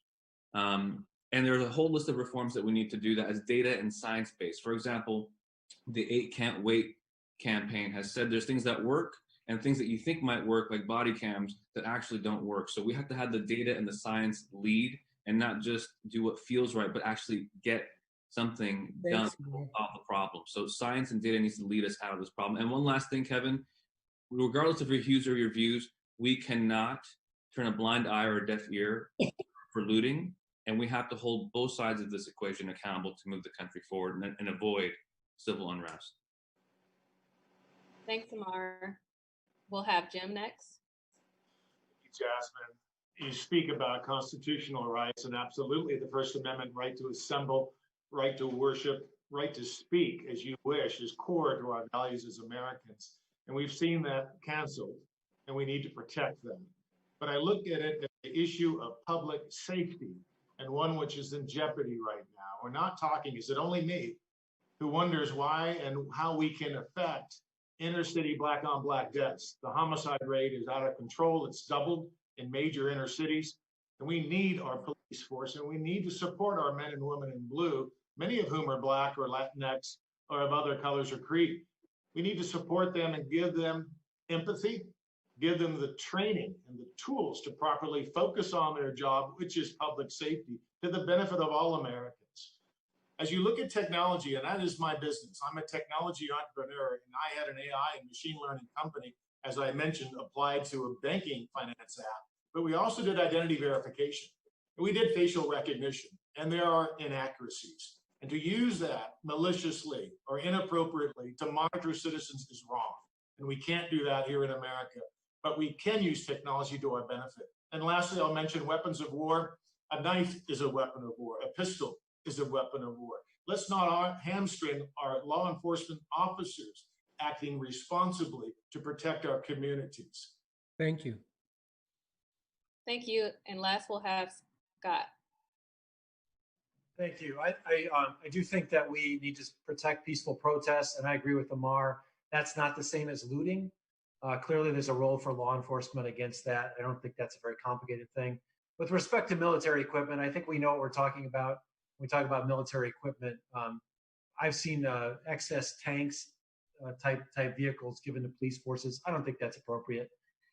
We need to recruit better from the community for the community. I think it's really important that our law enforcement look like the community. And actually, San Diego was one of the first communities that did community policing, and I think that's the right model. And I do agree with 8 Can't Wait in general. I would say too that I think we should support good cops, but we should also have oversight. And I'm one of a few elected officials that's actually endorsed the Independent Commission on Police Practices on the November ballot, along with Monica Montgomery. I do that with the endorsement of my own campaign by the police officers and by the deputy sheriffs they know I'll work with them, but we have to hold the bad ones accountable. And I think that's something that's hard to do from within. So I support independent oversight.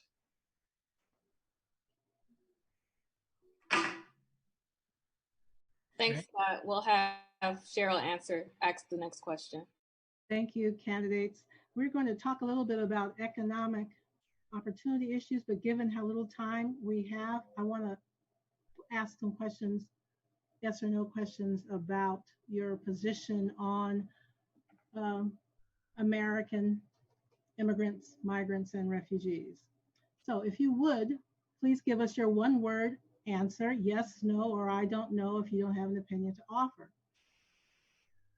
Do you support creating a minimum resettlement goal? We'll start with Scott. No, I don't know what goal it is. Jim. No. Georgette. No. Sarah. Yes, and it should be 95,000. Mike. No, not fair. Don't know. Need more information. Okay, y'all. Mike. I said I don't know. Need more information. Okay. Amar. I don't know. All right. Next question. Yes or no? Do you support the repeal of a Muslim African refugee and asylum bans that are currently operating under executive order? Jim? We'll start with Scott. Yes. Jim. No. Georgette. Yes. Sarah. Yes. Mike. Yes. Mar. I don't know. Depends. Will you work to pass the No Ban Act, that's HR 2214, that bans discrimination on basis of religion in the issuing of visas? We'll start with Scott. Yes. Georgette. Yes. Sarah. Yes. Mike. Yes. Amar. Yes. Jim. Yes. All right. Thank you. So, just to frame a few economic justice and opportunity questions, please give us your one word, yes, no, I don't know. If you don't have an opinion to offer, do you support a national minimum income level? We'll start with Amar. Yes. Sarah. Yes. Jim. No. Mike. Yes. Scott. No. Georgette. Yes. Did I get everyone? All right. Okay, we're gonna. Oh, I'm sorry. I misstated that. My answer is yes, Cheryl. Sorry about that. All right. Thank you. Kevin. We're going to go to Jasmine. Oh, Jasmine. Sorry. Yes. So this question hits home for me. Gender-based wage discrimination is illegal, but women, especially Black women, are still paid considerably less than men, especially white men, for performing the same job. If elected, what would you do about this? Let's start with Amar. I believe in equal pay for equal work, and I was very proud to work for a president whose first bill was the Little Ledbetter Act. Obviously, we need to bring that to its full promise, and I'll do whatever I can to make that happen. And honestly, I will work with my female colleagues across the aisle and let them lead the charge, and I'll gladly follow behind them and follow their lead and make sure that they're on the driving end of this and kind of make sure that they have the voice to make this happen. Thank you. Jim? Jasmine, equal pay for women.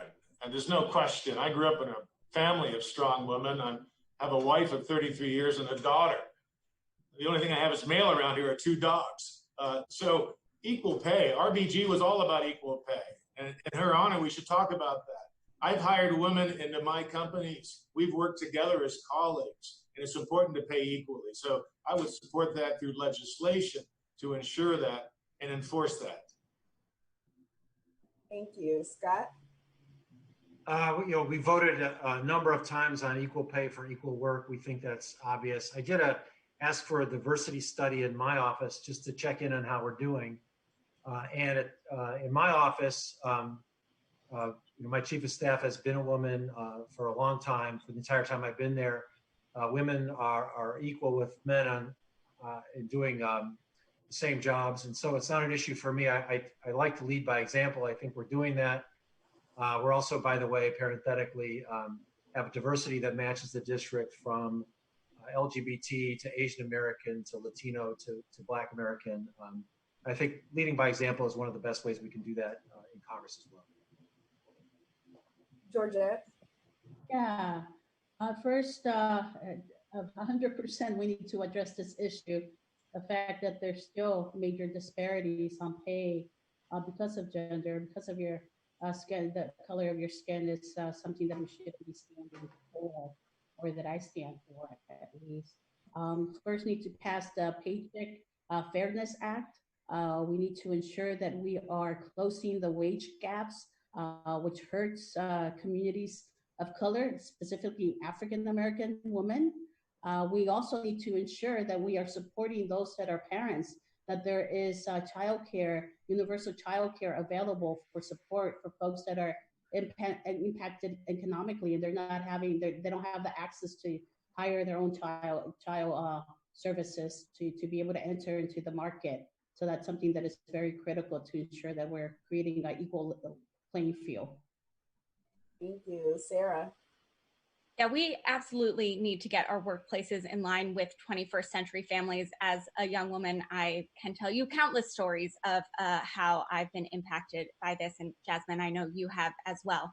So I'm grateful that the House has passed the Paycheck Fairness Act. I'm hopeful that the Senate will pass it and we can actually make it into law.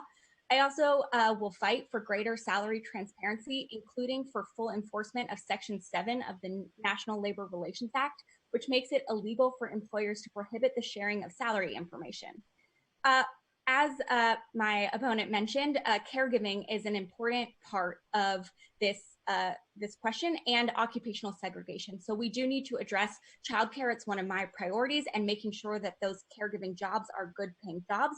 Also making sure that caregivers, when they take time out of the workforce, that doesn't count against their Social Security, because we know that affects female poverty rates in senior ages as well. But we also need to recognize that even in non-occupational segregated jobs, that you are having a pay disparity. And so we need to make sure that people are seeing more women in positions of power, and that we're increasing transparency so that when we have women who are scientists and doctors and CEOs, they're getting paid the same amount. Thank you. Mike? Well, the Paycheck Fairness Act has been brought up a couple times by Scott and Georgette and Sarah, and it's a really important bill to further the progress made with the bill Lamar mentioned back in '09, the Lilly Ledbetter Fair Pay Act. Women are still only making 80 cents on the dollar, which is unbelievable, unacceptable in the year 2020. Black women are only making 61 cents on the dollar of their white male counterpart for the same exact job. Latino women only 53 cents on the dollar as their white male counterpart. Another amazing stat is that 64% of women are breadwinners for their families. And the estimates are that if we actually had equal pay, that 25 million children would benefit. We just earlier talked about how 1 in 4 children don't have food security. Equal pay would go a long way to help with food insecurity in this country. And I agree with what Scott said. We've got to lead by example. I'm proud that my chief of staff is also a woman of color.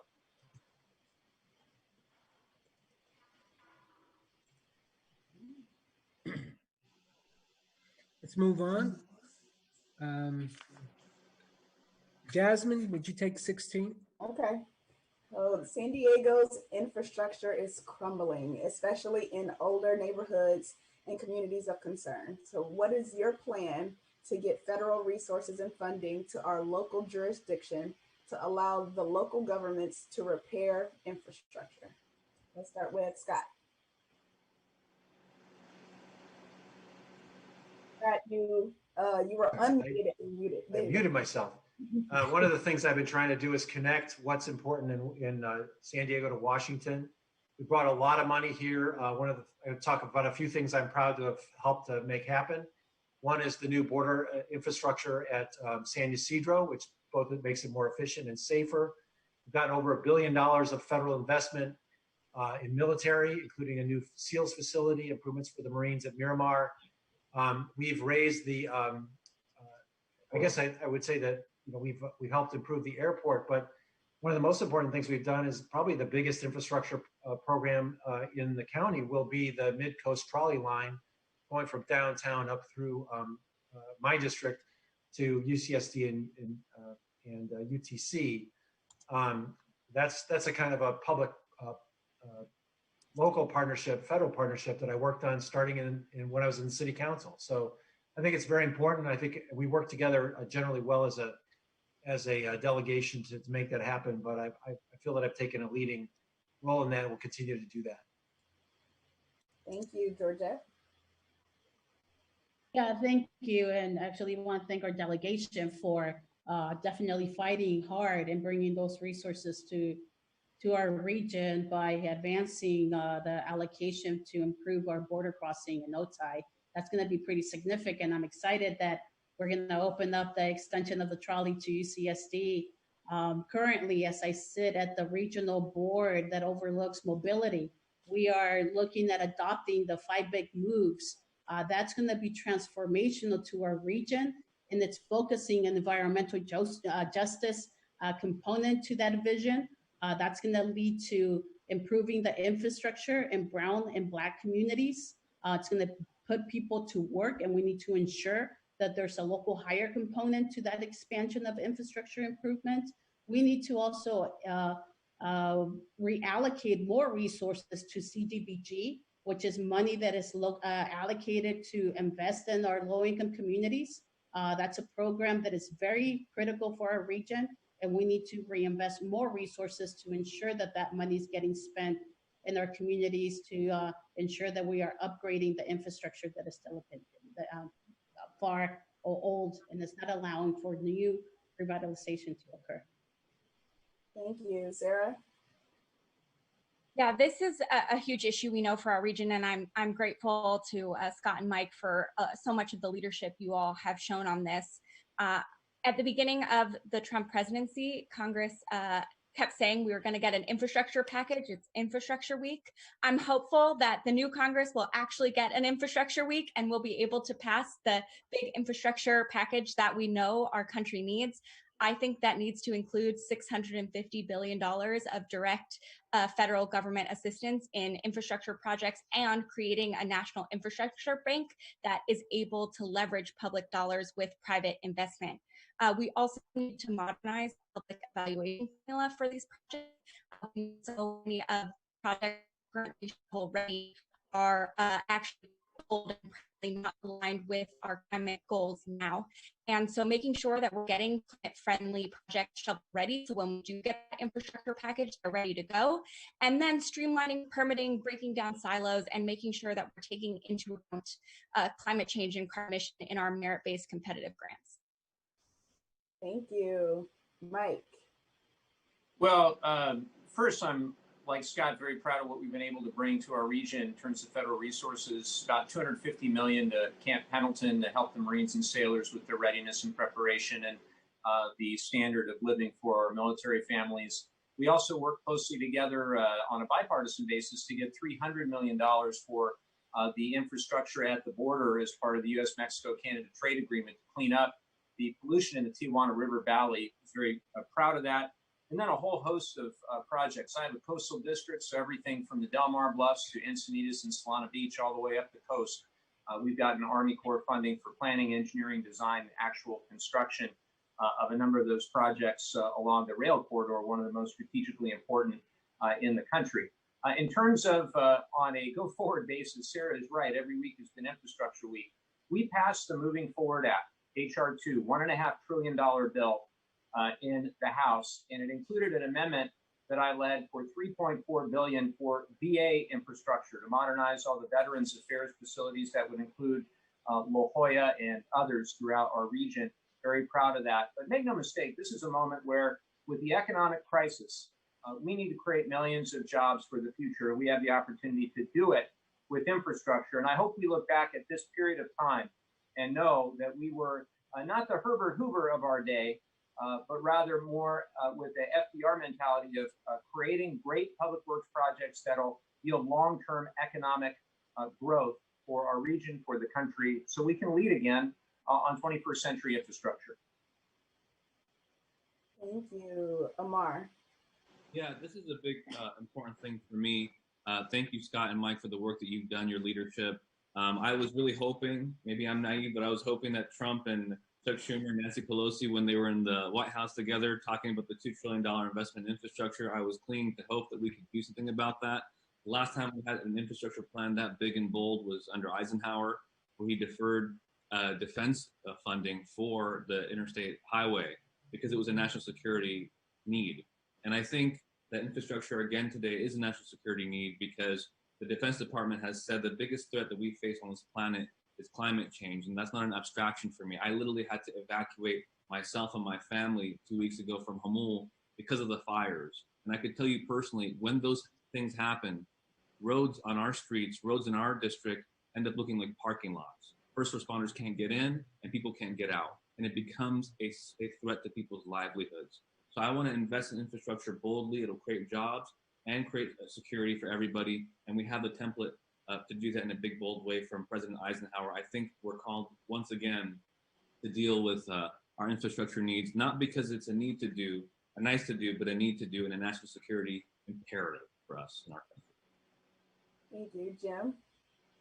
Our infrastructure is crumbling nationally and needs to be addressed, but look at it at a local issue. This is hurting our productivity. Our roads are a mess, and although we have tried to fix those roads, 60% of our city budget is dedicated to pensions which were voted for by my opponent, Scott Peters, with unintended consequences here at 2020. We don't have the money to invest. We haven't invested the money, and it's hurt us at all communities. Let's look at the $300 million that was invested now through the EPA. That's through the USMCA Act. So, Mike, I appreciate your efforts in Washington, but really, Coronado Mayor, the Imperial Beach Mayor, and the supervisor who led that charge, and even Leslie Stahl on 60 Minutes just last weekend said it wasn't enough. It's a drop in the bucket to stop 45 million gallons of sewage coming into our country, into our ocean, hurting our effectiveness of our Navy SEALs. And yet the photo op was taken on the beach, and I know you were there, and I know Scott was there. It's not enough, guys. We need to focus. We need to focus on our infrastructure and get things done. And if you talk about fires, well, that's lack of land management. Even our Governor Newsom said so. We haven't cleared the debris. We've given our fires fuel, and we're suffering the consequences of blackouts. And really, these are greenouts. We've reallocated money inappropriately to our energy grid and not have invested in providing electrical power on a reasonable rate at all times to us as citizens here in California. Okay, thank you. Thank you all. So we have approached the end of our allotted time, and I'm going to put one more question on the table that I hope people will ask before they have to depart. We did hear from two candidates that they have a hard stop, so they'll go first. And then I want to also, for the others, we have several questions that we want to address in the next 20 minutes if you have that time. And of course, we want to hear from MBA. Millennial Black Agenda. But because we're at the end and we want to address this, I will ask the candidates, who do you listen to in the Black community? What Black Americans in our region have your ear? Who gives you guidance and counsel about the things that are important to us? And I want to start with Mike. You said that you would have to go, and I'm going to hold you to a hard minute. And please name names. Who do you listen to? Yeah, two are Satie Austin, the head of the North County NAACP, who I speak with, and the other is Reverend Madison Shockley of United Church of Christ, Pilgrim UCC in Carlsbad. There are many others as well. All you have to do is go back and look at any of the 41 town halls we've had since COVID started. They're all available online. And you'll see we've had a number of leaders from the civil rights community that have joined us.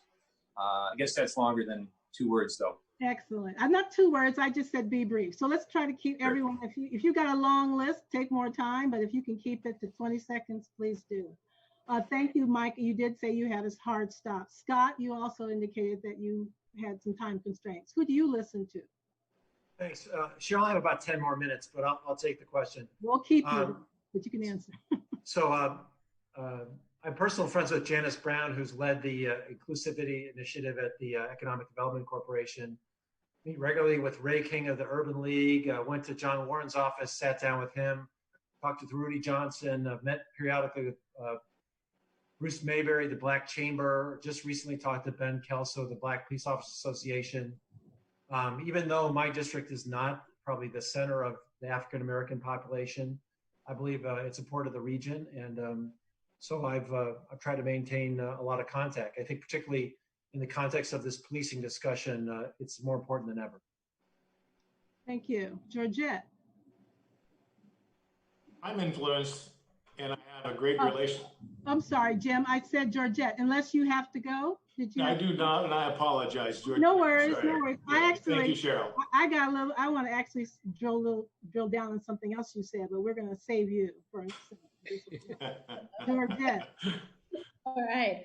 Well, I've been listening to a lot of community folks that have been in the trenches of addressing injustices in our region, from Layla, Assis, Ms. Harmon, Carlton, Overstreet. Been working very closely with him in the work that he's doing in Southeast. I've been working with the Black Chamber, Donna Debery. She's been a close ally, a supporter of the campaign. Assembly member Dr. Shirley Weber, someone that has been working towards advancing stronger infrastructure in their Black and Brown communities. I work very closely with Council Member Monica Montgomery. Our agenda is closely aligned, and we're supporting one another just because the makeup of the current district that I represent is pretty similar to hers. So we've been working really closely. Thank you. Amar. Yeah, I've talked to, Dr. Blair and Ellen Nash and everybody who will just let me bend their ear when I have questions and I want to get things right. Taisha was on my campaign last cycle, and she continues to help me now, and a whole host of people. But honestly, there's individuals who've really touched my life, and I'm really envious of Mike and Scott because they got to work with the great John Lewis. And I had the privilege of meeting him when I was at the U.S. Hispanic Chamber of Commerce, and the 30 minutes that I had with him really continued to inspire me. And he's someone that I still listen to this day. His interviews and his speeches, they will resonate with me for the rest of my life. And obviously a big inspiration in my life, like I said earlier, was President Barack Obama. But like Scott said, my district is 5% African American, and that might be why my opponent didn't show up, but I listen to every single person in my community. And even if you're 5% of my community, you have 100% of my access and my attention, and that's why I'm happy to be here today. Thank you. Sarah. Thank you. Well, first and foremost, you all know Marissa Talbert, my political director, and I really listen to her on everything. And I'm very proud to be endorsed by the Earl B. Gilliam Bar Association, John Warren and the Voice and Viewpoint, and the Martin Luther King Democratic Club, who I work with very closely. And I was so grateful to all of them and so many others who helped me with some of my policy plans. And we've been working together on getting those plans in place, including Dr. Willie Blair, Genevieve Jones-Wright, Miss Ellen Nash, and Elise Pipkin-Allen, Sam Bedwell, Taisha Brown, Brian and Terrell Fletcher. I could keep going. I really don't want to leave anyone out or disrespect anyone, but I've been really grateful for all of the counsel and support that I've gotten from so many individuals. Thank you, Sarah. We got everybody but Jim, because Jim, I got to ask you a question about one of the first things you said, and which I'd like you to inform your answer. You said that you don't support the extension of the Voting Rights Act of 1965, which really makes me curious about what Black people you're listening to. So I'm asking you, and I'm singling you out because that was such a discordant note for me, and I know certainly for a number of Black people who fought for that right. So who are you listening to in the Black community? Who's advising you on your positions? Cheryl, I recall I said I do support the extension of voting rights. So there may have been. Then it must have been, and I didn't want to go to this one, but I will. It must have been repeal of 209. Was that it? let me answer your question, So perhaps. yeah, so I just want, so just not to get into the weeds, but just to say there are a couple of things that came up that were discordant notes. And I think it would be useful to understand what's driving those, because it's not necessary, we're not monolithic. And maybe there are people who you're connecting with who are advising you in ways that would inform all of us. And so that would be yeah, and I should clarify for your and my benefit to make sure you understand, I think enfranchising the vote is very, very important, and voting rights is critical for our democracy. So there's no question in my mind supporting votes and voter rights for all colors and creeds is very critical for our country. So let's put that to bed. I appreciate that. That was inappropriate of me to have done that. It was actually the reparations study and the yes, okay, that's an repeal, interesting and different the topic. repeal of 209. Yeah, let's talk about that. So you asked who influences me. It's interesting. I'm probably the only one here who's ever met John Carlos, the African-American Black athlete when I worked at the Olympic Committee. I have. Good. And I enjoyed him. And we worked together on the community spirit team. He was the Olympian. I was a staffer. And we worked in central LA as we organized the games for Los Angeles. And so I actually worked within Watts with the community leaders. And when I was working for the government and U.S. Department of Agriculture for the Food and Nutrition Service in food nutrition programs, I was assigned to Jersey City and South Chicago. So I have had access, albeit not recent and not deep, but I've been influenced by athletes and their ability to transcend the discussion and diffuse the tension. And so I mentioned Earl Edwards as the Black Athletic Director in my district in La Jolla, who is grappling with this discussion and opening up to his student athletes, who said he feels that they feel safe on campus, but less so in the community at large. And together we're partnering to conduct discussions diffused again around the topic of sports, to have a discussion about Blackness and whiteness. And our first meeting is after the election, as I earlier mentioned, and the purpose for that is not to politicize this. And it's at the La Jolla Historical Society on a webinar. And we hope to do this on a repeated basis. And I go to Earl and I ask him questions very openly. And it's a wonderful relationship. So I do believe in the voting rights. Do not mistake me. And that should be intended for all citizens of our country. And again, I beg your pardon on that one. I know. And but just to circle back, the issue at hand is who do you listen to in our community? Correct, and I think I may have just answered that, but I think you asked about reparations. Did you not? Yes. And I have a philosophy. Let's not.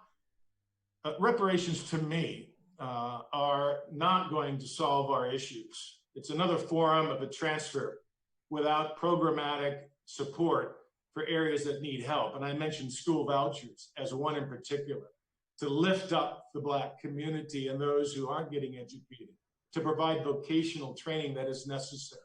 So I prefer more targeted uses of transfers or funding that would help our communities. I don't believe in looking in the rearview mirror. You can't drive a car that way. You got to look forward. And the issue of fairness is one that would open up wounds and won't solve the solution if we go down that path of reparations. It's not going to be helpful because it will take the conversation and the allocations away from terrifically opportunistic driving programs that help in key areas. I say it again, learn, then earn. We need to build the jobs in America. We need to train our Americans. We need to provide education for them. And the education system is broken. And we know that. We're 25th out of the world in terms of our math capabilities, 26th in science. And we used to be #1. This is affecting all colors, all creeds. Thank you, Jim. And hey, Cheryl, can you tell me which question I messed up so I can get a couple minutes? Yeah, I'm gonna get to you. But Jim, and to everyone, this is a nonpartisan forum, and I didn't mention earlier, but it's a partisan race. And I commend you for being the sole Republican in this forum. And yeah, So some of the questions that others might have answered similarly, to give you an opportunity to make distinctions that might be necessary. So I'm proud and happy to be here. Thank you, Cheryl. Well, thank you for that. So Scott, yeah, you cleaned yours up, thankfully. Equal time. But I do want to turn the floor, because we're talking about who you listen to. I want to turn the floor over to our guest panelists who are gracious enough to be with us. They want to be listened to. And so we're going to give them the platform, and then they're going to have a few questions, and then we'll circle back and close up within 10, 15 minutes. Cheryl, since I didn't get all that time, can I just add one person to my answer before? Everybody gets to add one more person. When Michael Bronker called me and gave me a tour of the Jackie Robinson YMCA, my wife and I made a pretty substantial personal contribution to that effort as well. I thought that was he would be upset if he heard I didn't mention him. So thank you. Amar, you want to name another specific person in San Diego County that you listen to? You, Cheryl, of course. Yeah, that's good. Sarah? We did a town hall this last week with Dr. Luke Wood, Dr. Bull, Lawana Richmond, about the school to prison pipeline that I learned a lot from. Excellent. And Mike stuck around. Good for you, Mike. You want to name some specific people in our county that you listen to for insight? You had a good list. I'm not going to take that away. Thank you. She's not in our county, but I was going to say Karen Bass, my colleague in Los Angeles County, because she's the author of the George Floyd Justice and Policing Act. She's also one of the real leaders, the chair of the Congressional Black Caucus, the former Speaker of the California Assembly, and somebody whose opinion I respect and listen to. Thank you. And somebody else, Savannah is my intern on my team. You're killing us now. Georgette, let's close out with you, and then we'll turn it over to Jasmine. I mean, there's so many people, but I would just add also Dr. Willie Blair. He's been a big voice in my All right. Thank you. Can I add Will Chamberlain, or am I out of time? You are so out of time. And now we're all going to listen to Jasmine and Jasmine. So, okay. Thank you. Ladies, please. Thank you all. You all did a wonderful job. Thank you all for your time. And this has been a great experience for Jasmine and me to be included. So thank you, Dr. Blair, Ellen, Elise, just everybody who's been a part of wanting to have the millennial voice included. That, BAPAC has been around for such a long time and has done so many instrumental things in the county, in the state, in the country. And so, it's just been an awesome experience to be here and witness it. And so both of our names are Jasmine, and we're both aerospace engineers. That's where our background is. We both went to University of Michigan. And so she's one of my mentees, but also just a sister of mine now. And so we're both here to represent on this forum, the Millennial Black Agenda. And so Jazz, you can go ahead and start. Thanks, Jasmine. So just to give you guys a quick debrief of the Millennial Black Agenda, we started our organization in response to the George Floyd murder when two of our founding members led a first San Diego protest in solidarity. Instead of everyone speaking individually, we decided to be more cohesive and join forces, and we're comprised of 10 diverse founders, and we have a lot that we want to share and say. Our mission is to reclaim power, justice, and joy for the Black community through millennial leadership. Yes, so that's what we're all about right now, is reclaiming power, justice, and joy. Sometimes more joy is needed, sometimes more justice is needed, sometimes more power is needed.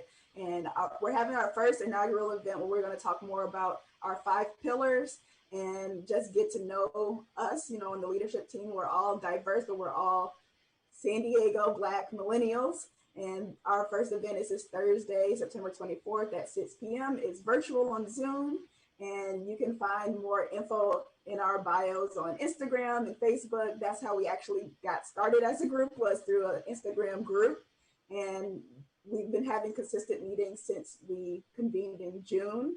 And we're just really trying to do this differently and just follow the next generation of what BAPAC has already started for us. So I will put the link in our chat box if everyone wants to click on that. But, just seeing, thank you for the opportunity for having us here, and our voice is heard. So we'll also be on the next couple of BAPAC forums. So thanks again. Jasmine, can you put that up again, please?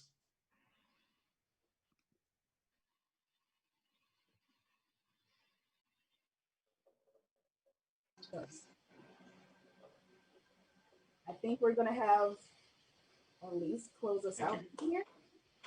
Okay. I think Cheryl's on mute. Well, before we do that, as we come to the end of our time together, each candidate is invited to make that 2-minute closing statement. So let's start with Georgette. Before can you include in your statement what committees you hope to be on? Thank you. Yes, thank you. And thank you once again for putting this very critical forum together and the discussion that is very critical for our region and for the future of this country. So I'm very grateful to have been part of it. As we've learned, elections have consequences, and having elected leaders with a proven record of leadership and getting things done will make a difference in our community. When I used to do community organizing, I learned pretty quickly that a lot of people would say anything and all the right things, but they didn't show up when things got tough. I ran for city council to take on the tough fights and get things done for the people. And we've been doing that. There's a clear choice in this race, the 53rd race. And I'm the one that has a proven record of taking on the tough fights and standing up and delivering for our communities, our underserved communities, recovering from this economic recession that has affected communities of color the most, in solving the long-standing injustices that have been exposed during the crisis of COVID, would require a bold investment in people, in our communities. In Congress, I will fight for universal health care, for public health over profit, and for proposals to combat economic inequalities. As president of the City Council, I work to expand affordable housing. I strengthen protections for our low-income renters. I've led the implementation of the city landmark on climate action plan, and I work to ban the use of chokeholds. I will always fight for our rights and for our communities and for San Diegans. This is why I've been lucky and honored to have been endorsed by Shirley Weber, Bernie Sanders, Elizabeth Warren, AOC, the California Democratic Party, and I'm ready to lead and fight for my community. I'm interested in being appointed in the infrastructure committee. I'm sorry, what was the committee? The infrastructure committee. Thank you. Infrastructure and transportation. Sarah? Well, thank you for spending part of your Saturday with us. Thank you to the Black Millennial Agenda for those remarks and empowering millennials. I really enjoyed the meet and greet that we had a few weeks ago to talk through your pillars and priorities more in depth. Yesterday and today, early voting started in more than 20 states. And if we didn't already know, the passing of Ruth Bader Ginsburg yesterday makes incredibly clear that this is going to be a deeply consequential election. The next Congress may very well decide whether or not we expand the size of the Supreme Court, how well and how equitably we're able to recover from COVID, what policies will finally get enacted to address racial justice. And as all of this is happening, we're losing 20 years of Susan Davis's seniority. I have experience working in the federal government, and I'll be ready on day one, and I've thought deeply about the issues that Congress will be facing. I'd like to serve on House Foreign Affairs or the Committee on Education and Labor. In just 16 days, we'll start receiving mail-in ballots here in San Diego. In the primary, I won more than 300 precincts, and I was the only candidate in this race to have won precincts in Lemon Grove, Chula Vista, El Cajon, Skyline, or anywhere south of the 94 freeway. I don't take any votes for granted, and we had 3 offices, including one in Skyline, because showing up for the community is so important. I'm so proud of the coalition and the campaign that we are going to build on the success we had in the primary. We're working every day, phone banks, Zooms. We'd love to have you join us. And I just want to close with saying that I know things feel really difficult and dark right now, but I've seen firsthand what's possible when San Diegans have a big idea and work together to get it done. And I know that working together we'll be able to build the future that we all deserve. So thank you all again for having me. I really enjoyed this discussion, and I would be very honored to earn your support. Thank you. Jim? I'd like to serve on the Science and Technology Committee, as I think that is paramount for our 21st century. I am a technology entrepreneur who has built jobs, created opportunities for men and women of all colors and creed, and I would continue supporting efforts to do that. The elephant in the room is the deficit. We're going to exceed our GDP this year for the first time since 1946. Unmitigated spending has got to stop. We have to pass balanced budgets. We have to be reasonable in our choices. As Washington said to Hamilton in the play Hamilton, fighting is easy, governing is hard. And it's hard for us to together come and focus on key issues. In my training, focus has been paramount to my success. I remember pitching one particularly successful business entrepreneur who said, focus, focus, focus, focus, and focus is everything. And I think our Congress needs to do that. 20% approval rating is worse than President Trump. So we need to do better as a nation. We need to do better as a community. We need to focus on key issues. Economic recovery is one, education leading to jobs is another, and healing ourselves as a nation through social justice is the third. We need to support each other and move forward. I'm an optimist. I've always believed in this country. I believe in our district. We're an ideas district, technology driven, both in life sciences and telecommunications, and of course, defense spending. So we can do this. I think it's time for a change. Again, my opponent, who I respect as a human being, but he has not passed a single bill he's personally authored in Congress other than a naming of a courthouse. Well, I think that's underperformance. I think it's time now for our communities to work together to get people effective in Congress who have real business world experience that can help others.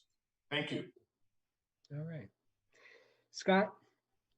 Well, thanks again for having us. A couple things I would just address from Mr. DeBello that aren't right. One is Tijuana funding would not have happened without Senator Feinstein and the entire House delegation demanding it. It was not President Trump's idea. It was all of us working together on that, and I've been working on it for a long time. Second, Mr. DeBello again says I haven't passed bills. I've passed a number of bills. The only thing is they've been included in other bills, but I've authored and passed into law bills to help veterans and work on homelessness, mental health, and a number of other things. I'm proud to be on the Energy and Commerce Committee and the Budget Committee, where I address many of the issues that Mr. DeBello talked about just now. And I think you'd find I'm a leader in trying to work on dealing with our long-term debt. But the elephant in the room is Donald Trump. No one's mentioned Donald Trump and his efforts to divide us against ourselves, against immigrants, against peaceful protesters from Black Lives Matter to Colin Kaepernick, to say that white supremacists are good people, to mess with the census, to keep everyone from being counted. You know how that hurts. For messing with the post office so that people can't vote, and for allowing voter suppression to happen around the country against African-American voters in particular, but people of color in general, and poor people. The elephant in the room is Donald Trump. My opponent, Mr. DeBello, was a max contributor to Donald Trump coming in. And I would love to hear him say that he's learned his lesson and he's not going to support Donald Trump this time. Because I think we should all be on record saying that what Donald Trump has done to this country, to African Americans, and to divide us against ourselves, a house divided against itself cannot stand. We learned that from the Civil War. We've got to stand up to that now. And I wanted to have a chance to say that before I got off this forum. But again, thank you very much for having us. I look forward to working with you to make a better San Diego and a better America. Amar? What happened to Amar? Amar? Okay, let's go with Mike. Well, thank you, BAPAC, for having us here today. This was a great discussion. And I sit on 3 committees. I sit on the House Veterans Affairs Committee, where I chair a subcommittee for economic opportunity. I sit on the House Natural Resources Committee, Water, Oceans, and Wildlife Subcommittee, Energy and Mineral Resources Subcommittee, and I sit on the Select Committee for the Climate Crisis. I'm one of the 3 freshmen and 3 Californians on that committee. On the House Veterans Affairs Committee, I have introduced 20 bipartisan bills. 13 of them have passed the House. 4 of them have already become law, signed into law by President Trump. And in fact, on Wednesday, we've got another big one coming up. and my friend Scott, who, by the way, is an extremely effective legislator and respected legislator. He has worked on that bill with me, and I think it's got a great shot at becoming law because it's already got a Senate companion and significant bipartisan support.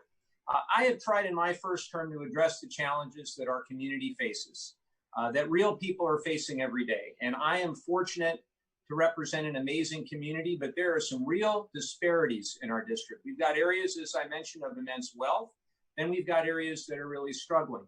We've got far too many children in our district who are food insecure, far too many small businesses that have had to close their doors, too many people deciding between paying their rent and being able to afford the cost of prescription drugs. And COVID-19 has only exposed these vulnerabilities further.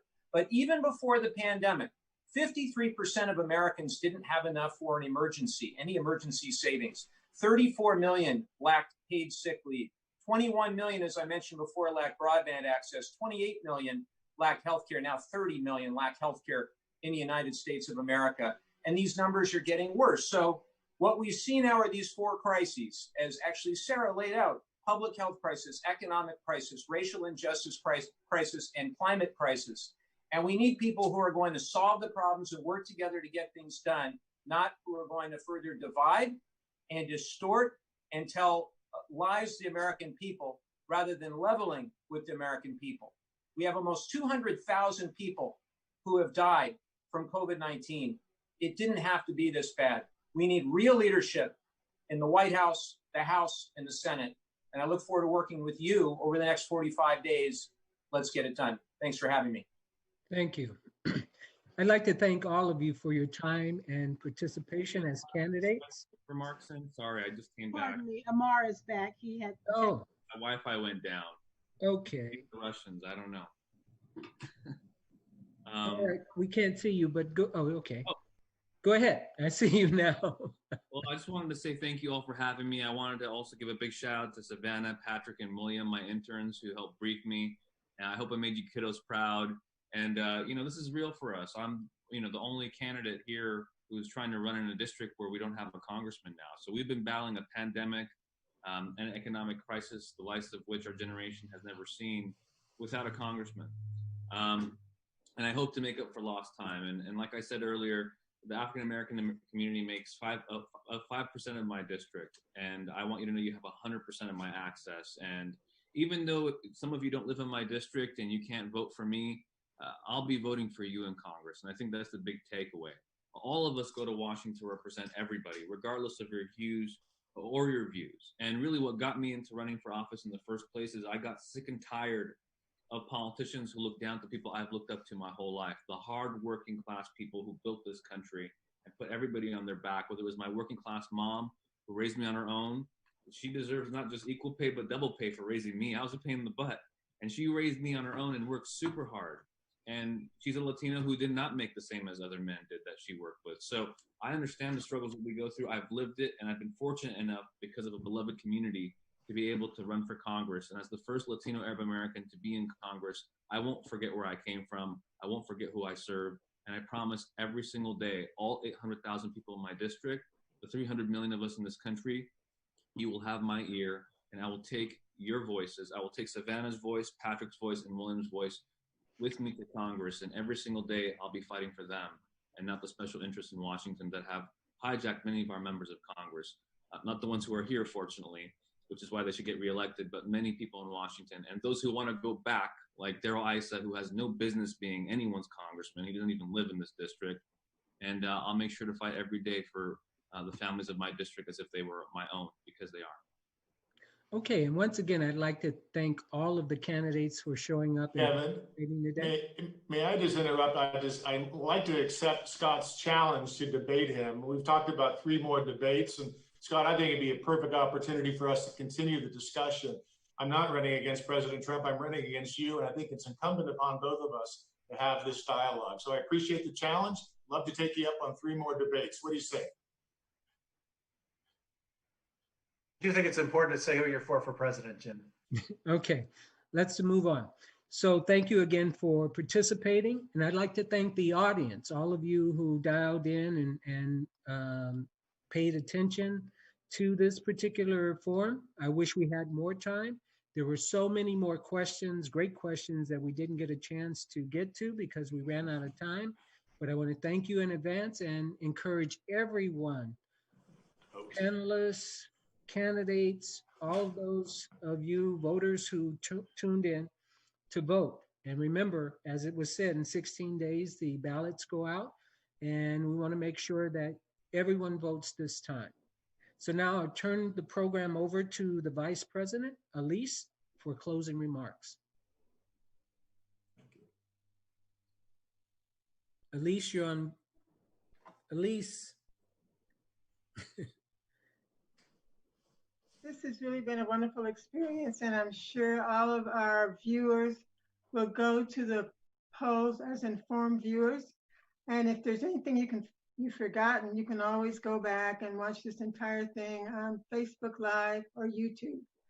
BAPAC has really been involved in educating voters. This year we've had the San Diego Unified School District as a forum, San Diego City Council, the Board of Supervisors, and now Congress kind of at the top of the heap. On October the 7th, we're going to do the mayor's race. Same time, same place, Zoom. And October the 18th, we have invited the candidates for city attorney. So we're just waiting now to hear from Mara Elliott. Please remember to vote. And if you haven't completed your census and you can still get it, please do it, because that determines how many of these wonderful people that we will get in Congress. Goodbye, everybody. Thank you so much. Thank you. Thank you, Elise.